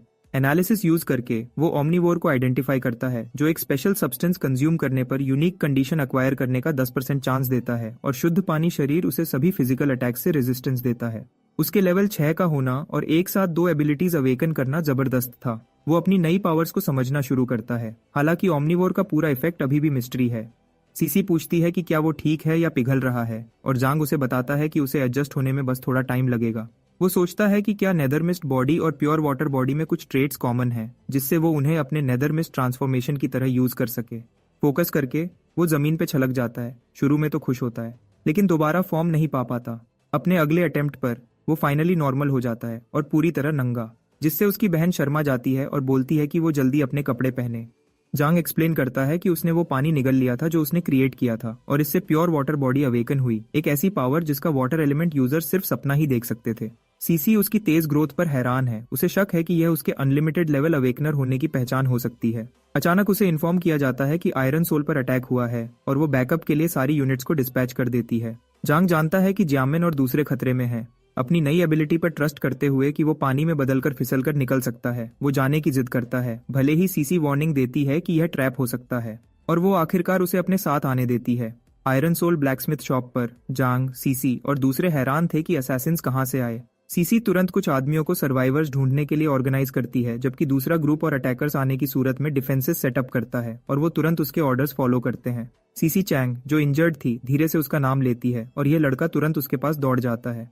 वो उसे जल्दी करने को कहती है, बोलती है कि अंकल लियू और वांग जनमिन दोनों बुरी तरह घायल हैं। सीसी आती है और जांग को कहती है कि वो दूसरों को चेक करेगी जबकि वो सीसी चैंग के साथ रहे, और वो ध्यान से उसके कटे हुए हाथ पर पट्टी बांधता है। वो उसकी इंजरी के बारे में पूछता है, लेकिन वो उस बात को टाल देती है, कहती है कि ठीक है और एक हाथ खो देने से वो मर नहीं जाएगी। थोड़ी देर बाद सीसी अपनी टीम के साथ वापस आती है और जख्मियों को इलाज के लिए ले जाने का ऑर्डर देती है। जांग जिमिन की तरफ मुड़ता है जो शांत पड़ी थी, कोई रिस्पॉन्स नहीं दे रही थी। आइस लेडी सीसी जांग को दोबारा बताती है कि जिमिन की चोटें सिर्फ फ्लैश वुंड्स मामूली घाव हैं और वो सिर्फ बेहोश है। वो वंडर वुमन कहती है कि वो सुकून में है कि वो जिंदा है, लेकिन अपने छोटे भाई को केयरफुल रहने की वार्निंग देती है। नोट करती है कि असैसिन्स ने साफ तौर पर उसी को टारगेट किया था। वो पूछती है कि क्या उसने पावरफुल दुश्मन बना लिए हैं, लेकिन जांग उसे हीलिंग पर फोकस करने को कहता है। सीसी आगे ऐड करती है कि सिटी में रुकना अनसेफ है और पर्ज स्क्वाड उन्हें इलाज के लिए एक सेफ हाउस में ले जाएगा। जांग अपना सर नीचे कर लेता है, खुद को ब्लेम करते हुए रियलाइज करता है कि पर्ल सिटी में बीस्ट टेमिंग जू फैमिली ही अकेला ग्रुप है जो उसकी मौत चाहता है। सीसी तुरंत इन्वेस्टिगेट करने का प्रॉमिस करती है, जबकि लुओ पास में एनर्जी सेंस करती है। जांग तुरंत उसकी आवाज पहचान लेता है और जानता है कि वो बहुत पास होनी चाहिए। लुओ सोचती है कि खतरे को लटका देने से बेहतर है कि पहले ही वार किया जाए। यह सेल्फ समनर जल्दी से सीसी को पकड़ लेता है और उसे खतरे से बाहर खींच लेता है, जिससे लुओ शू उसके टाइमिंग से इम्प्रेस हो जाती है। वो चेक करता है कि सीसी ठीक है या नहीं और वो सिर हिला देती है, सवाल करती है कि एक सपोजिडली टॉप सीक्रेट ऑपरेशन के लिए लुओ इतनी जल्दी कैसे आ गई। जांग सजेस्ट करता है कि वो शायद पहले से ही सिटी को वॉच कर रही होगी। उसी पल लुओ शू जांग को पहचान लेती है और वो उसे फॉर्मर क्लासमेट की तरह ग्रीट करता है। वो आइस लेडी उसे पीछे हटने की वार्निंग देती है और लुओ को रोकने के लिए मैजिकल ब्लिजर्ड से अटैक करती है। वह सेलेस्टियल फॉक्सेस का तेज दिमाग नोट करता है। सीसी डेडली फोर्स यूज करने में बिल्कुल नहीं हिचकिचाती। इसका मतलब है उसकी आइडेंटिटी एक्सपोज हो चुकी है। जेम जंकी के लिए सेलेस्टियल फॉक्सेस के टॉप डॉग को एनालाइज करने के लिए इतनी रेंज काफी नहीं है। लुओ को रियलाइज होता है कि सारी गड़बड़ के पीछे यही लोग हैं, और सीसी डर से हक्का बक्का रह जाती है जब लुओ उसके डिफेंसेस को एक ही स्ट्राइक से तोड़ देती है। उसी वक्त उसकी हाईनेस लुओ नोट करती है कि भले ही वाटर गर्ल सीसी उसके अटैक्स को सेंस कर लेती है, वह भ्रम को देख नहीं सकती और सिर्फ उनके आसपास की ठंडी हवा कोल्ड एयर में चेंजेस पर ही रिएक्ट करती है। यह फॉक्स फ्रीक एक सीरीज में अटैक्स लॉन्च करती है, सीसी को टेस्ट करने के लिए कि क्या वह डॉज कर पाती है, और सीसी फील करती है कि वह डायरेक्शन सेंस नहीं कर पा रही। जांग जोर से इंस्ट्रक्शंस चिल्लाता है, उसे ऊपर और अपने लेफ्ट में मूव करने को कहता है, और सीसी थैंकफुल होती है, जानती है कि वह अकेले नहीं संभाल पाती। वह हर स्ट्राइक को अपनी आइस सोर्ड से डिफ्लेक्ट कर देती है, जिससे इम्पोस्टर लुओ हैरान रह जाती है। उसे रियलाइज होता है कि जांग उसके हर मूव को एंटिसिपेट कर रहा है, साफ तौर पर उनके भेस को देख रहा है। इसलिए इम्पोस्टर लुओ सोचती है कि उसे जांग को पहले ही खत्म कर देना चाहिए था, लेकिन डिसाइड करती है कि देखते हैं वह कितनी देर तक रुक पाता है। ये सेल्फ समनर डर का एक झटका फील करता है और डॉज करने में स्ट्रगल कर रहा था, और साथ ही साथ सीसी को गाइड भी कर रहा था। वह अपने नेदर मिस्ट को मैक्स लिमिट तक धक्का देता है, उस फॉक्स फ्रीक को छेड़ते हुए पूछता है कि वह आज इतनी गुस्से में क्यों है और क्या उसे किसी ने डंप कर दिया है। वह हड्डियां जमा देने वाली स्माइल से जवाब देती है, मानती है कि उसने खुद को अच्छे से छुपाया है, कहती है कि उन्होंने उसे बार बार टेस्ट किया है और वह हमेशा उनकी मुट्ठी से फिसल जाता है, लेकिन इस बार वह प्रॉमिस करती है कि वह बच नहीं पाएगा। वह 3 टेल्स को तो हैंडल कर सकता है, पर अगर उसने 3000 को हैंडल कर लिया तो। सीसी वार्न करती है कि उसका अटैक पावर हद से ज्यादा है और जांग के नेदर मिस्ट रिजर्व्स तेजी से गिर रहे हैं, 10% तक पहुंच गए हैं। इम्पोस्टर लुओ टॉन्ट करती है कि एक सिंगल सेकंड भी सरवाइव करना जीते में गिनती है। जब रिजर्व्स 0 तक पहुंचते हैं, सेल्फ समनर को रियलाइज होता है कि उसने अपना 100% नेदर मिस्ट एक ही झटके में खर्च कर दिया।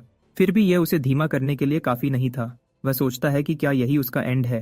कैप्टन का प्रोजेक्शन अपीयर होता है, उसे ध्यान से सुनने का कहता है। उसे इस तरह का अपॉर्चुनिटी क्रिएट करने का सिर्फ एक शॉट मिलेगा, और जांग हैरान रह जाता है। जांग पिंग और सीसी इम्पोस्टर लुओ के सामने खड़े होते हैं, जो अंदर से एक हाई लेवल सेलेस्टियल फॉक्स है, कैप्टन के प्रोजेक्शन के मुताबिक अपना पावर बर्स्ट यूज करते हुए। जांग सीसी का हाथ पकड़ता है और उसे खींचकर दूर ले जाता है, और वह वहां से भाग निकलते हैं।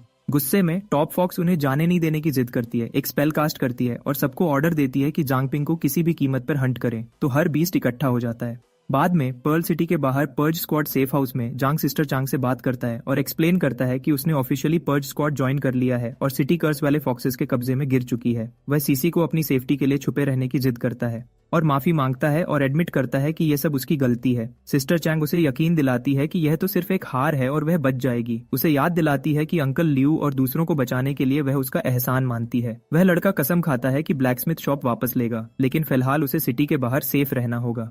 सीसी चुपके से रियलाइज करती है कि जांग बहुत बड़ा हो चुका है। सीसी चैंग लड़के को इशारा करती है कि छोटी लड़की वेट कर रही है और वार्न करती है कि उसे अपना ध्यान भटकाने न दे।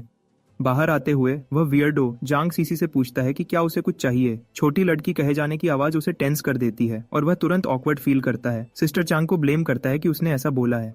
उसका मतलब तो सिर्फ बड़ी दीदी सीसी को इज्जत से कहना था। फिर भी इतनी सारी मुश्किलों से गुजरने के बाद और उसकी 2 जीवन का तजुर्बा जो सीसी से बहुत ज्यादा है और लंबी उम्र के चलते ये पल अजीब सा कॉम्प्लिकेटेड लगता है। तभी सीसी झिझक को खत्म देती है, उसे अपने पीछे आने को कहती है। वह एक्सप्लेन करती है कि उसकी आइडेंटिटी एक्सपोज होने के बाद पर्ल सिटी वापस जाना रिस्की होगा और उसे कैप्टन के इंस्ट्रक्शंस का वेट करना चाहिए। वह जांग को याद दिलाती है कि सेंट एस पर उसने जो इंटेल दी है वह बहुत कीमती है और उसकी तारीफ करती है कि उसने रेपिस्ट मिशन को प्रो की तरह हैंडल किया, पर्ज स्क्वाड की तरफ से एक छोटा रिवॉर्ड के तौर पर। वह उसे गोल्डन ब्लड का एक फ्लास्क पकड़ाती है। जांगपिंग पूछता है कि क्या यह सच में गोल्डन ब्लड है और सीसी एक्सप्लेन करती है कि यह सीधा जिन्बो से आया है, ध्यान से निकालकर स्टोर किया गया है। वह उसे कहती है कि इसमें एक्स्ट्रॉर्डिनरी हीलिंग प्रॉपर्टीज हैं जो बड़े घाव को ठीक कर सकता है और यहाँ तक कि उनके सबसे रिस्पेक्टेड वेटरन्स की लाइव्स भी बढ़ा सकता है। सीसी जांग को इंस्ट्रक्शन देती है कि वह इसे यहीं ट्रेनिंग ग्राउंड्स पर पी ले ताकि देख सके कि क्या वह इसकी कोई पावर अवेकन कर पाता है। साथ ही वह उसे याद दिलाती है कि गोल्डन ब्लड एक ब्लड लाइन एबिलिटी है जिसे उसकी आगे की नस्ल विरासत में कर सकती है। उसे कॉशियस रहने और लालची मौका देखने वालों को अट्रैक्ट करने से बचने की वार्निंग देती है। वह सेल्फ समनर कंधा उचका देता है, इसे सिर्फ एक पॉसिबिलिटी मानकर टाल देता है और मजाक करता है कि हो सकता है उसकी शादी कभी हो ही ना। गोल्डन ब्लड पीते वक्त वो होप करता है कि ओमनीवोर स्किल थोड़ा कुछ तो कर दे, खासकर जब यह नेदर मिस्ट और प्योर बॉडी वाटर के साथ काम किया था। वह डिसअपॉइंटेड नहीं होना चाहता। वह तुरंत पूछती है कि क्या उसे कोई अवेकनिंग फील हो रही है, लेकिन वह कहता है कि कुछ अलग नहीं लग रहा।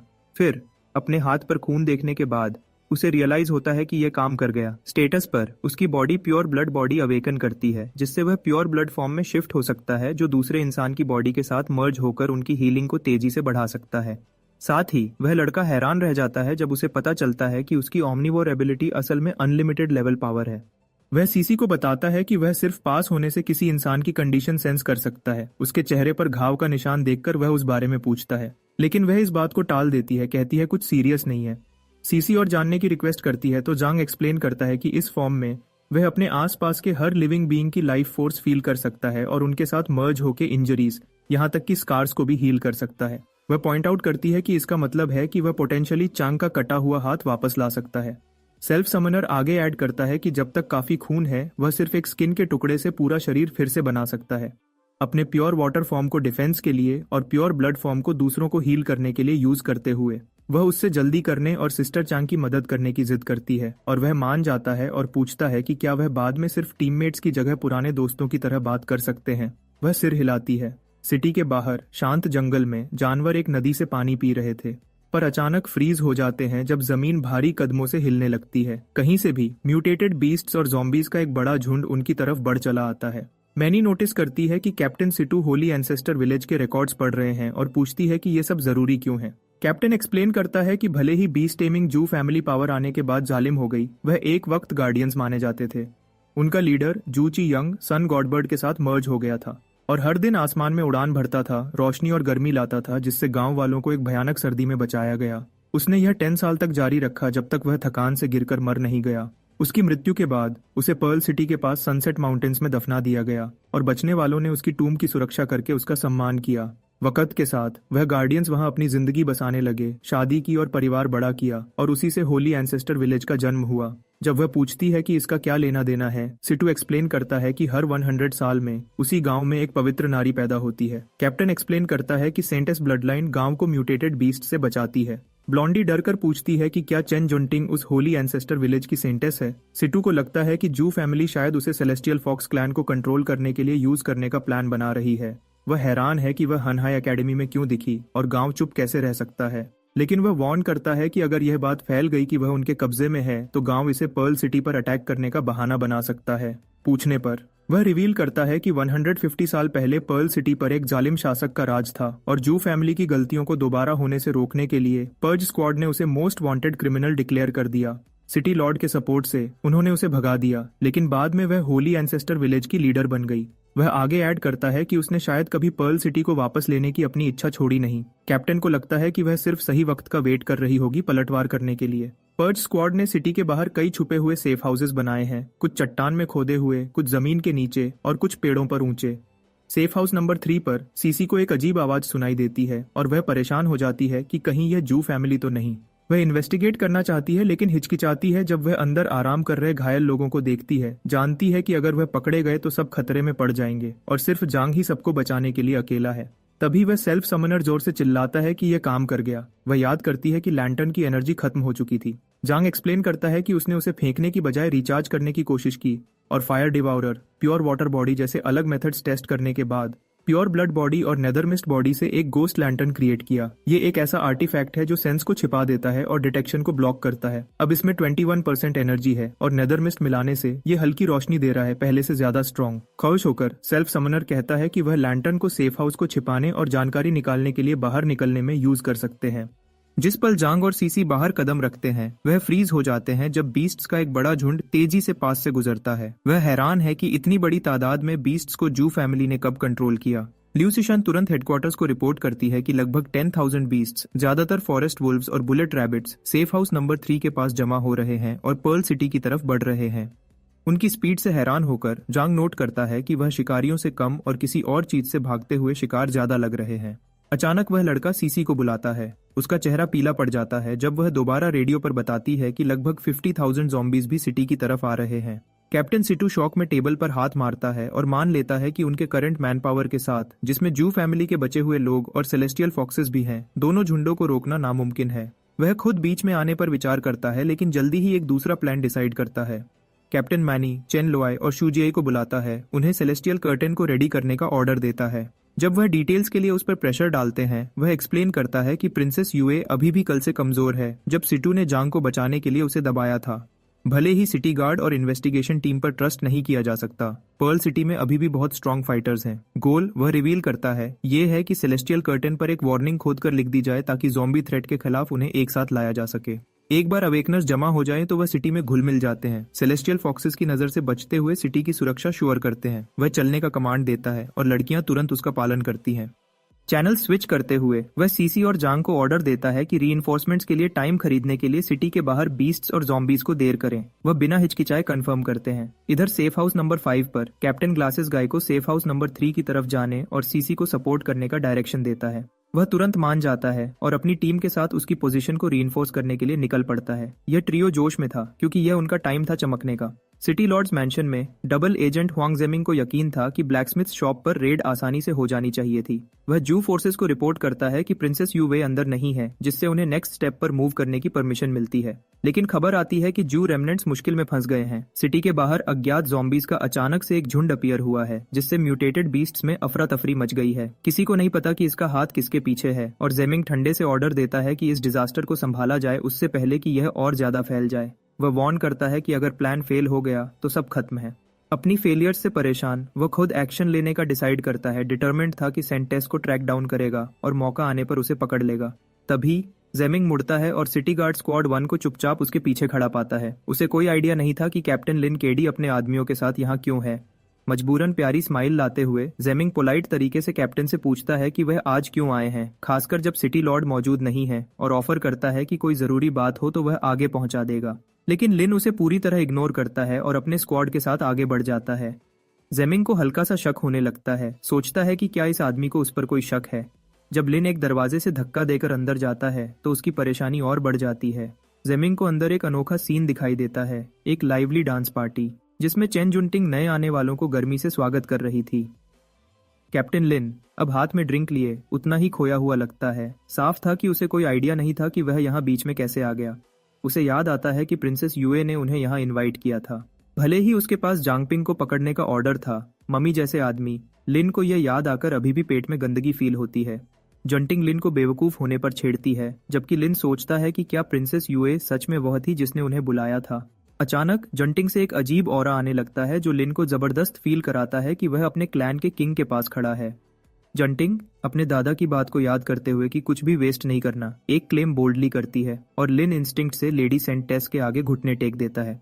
वह धीरे से उस टाइटल को मना करती है और इंसिस्ट करती है कि यहाँ सब दोस्त हैं, उससे पहले कि वह खुशी खुशी लिन को डांस फ्लोर पर अपने साथ शामिल होने के लिए खींच लेती है। जो कुछ वह देखता है, जेमिंग रिजल्ट निकालता है कि लेडी सेंटेस सिर्फ म्यूटेटेड बीस्ट्स को ही इन्फ्लुएंस कर सकती है, जिससे उसे शक होता है कि लिन केडी को सेलेस्टियल फॉक्स ने बदल दिया है। उसे यकीन है कि प्रिंसेस युवे उस पर ट्रस्ट नहीं करती कि उसे ऐसे सीक्रेट्स शेयर करे, और ज्यादा ऑब्जर्व करते हुए उसे शक होता है कि सिटी गार्ड में कोई सच्चा इंसान बाकी है भी या नहीं। मानता है कि उन्हें सबको सेलेस्टियल फॉक्सेस में बदल दिया गया है और अब वह चेन जुंटिंग के कंट्रोल में है, कुछ ऐसा जिससे लेडी सेंटेस खुद अनजान लगती है। उसे एक मौका मिलता है तो जेमिंग सोचता है कि जंटिंग को अपने साइड में मिलाने की कोशिश की जाए, जिससे उनका प्लान आसानी से अगले फेज में बढ़ जाएगा। इस बात को ध्यान में रखते हुए वह इस गोल्डन गर्ल के साथ बातचीत शुरू करता है, जो खुशी खुशी नए दोस्तों को खेलने के लिए ढूंढ रही थी। कभी एक्सपेक्ट नहीं किया था कि सिस लुओ उसके सम्मान में इतनी बड़ी पार्टी रखेगी। जंटिंग पूछती है कि सिस लुओ कब वापस आएगी और जेमिंग घबराते हुए जवाब देता है कि वह किसी काम से बाहर गई है। अनफॉर्चुनेटली उसे शक है कि यह बेफिक्री लड़की ही वह है जिसने इन सब सो कॉल्ड दोस्तों को बुलाया है। अपनी बेचैनी को छुपाने की कोशिश करते हुए वह खुद को उसका अंकल बुलाता है और क्लेम करता है कि उसे इससे भी ज्यादा मजेदार जगह पता है। उसका हाथ पकड़ने के लिए बढ़ते हुए सजेस्ट करता है कि वह वहां चले, लेकिन जुंटिंग तुरंत हाथ हटा लेती है, इंसिस्ट करती है कि वह यहाँ खेलना खत्म नहीं कर चुकी और उसे जानती भी नहीं कि वह कौन है। मामला और ज्यादा खराब करने के लिए लेडी सेंटेस हड़बड़ाकर डिमांड करती है कि उसे कैसे उसका नाम पता चला, जबकि बाकी सब डांस के बीच में ही फ्रीज हो जाते हैं। वह उसे एक अजीब शिकारी जैसे नजर से घूर रही थी। सेफ हाउस नंबर 3 के पास सीसी अपनी वाटर मैजिक के साथ आगे बढ़ती है, जबकि जांग अपना नेदर मिस्ट फैलाता है।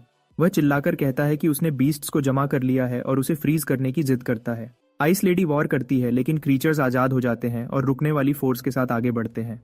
वह चिल्लाती है कि उसकी पावर उन्हें रोकने के लिए काफी नहीं है। सेल्फ समनर वापस चिल्लाता है कि वह लाइन होल्ड करेगा।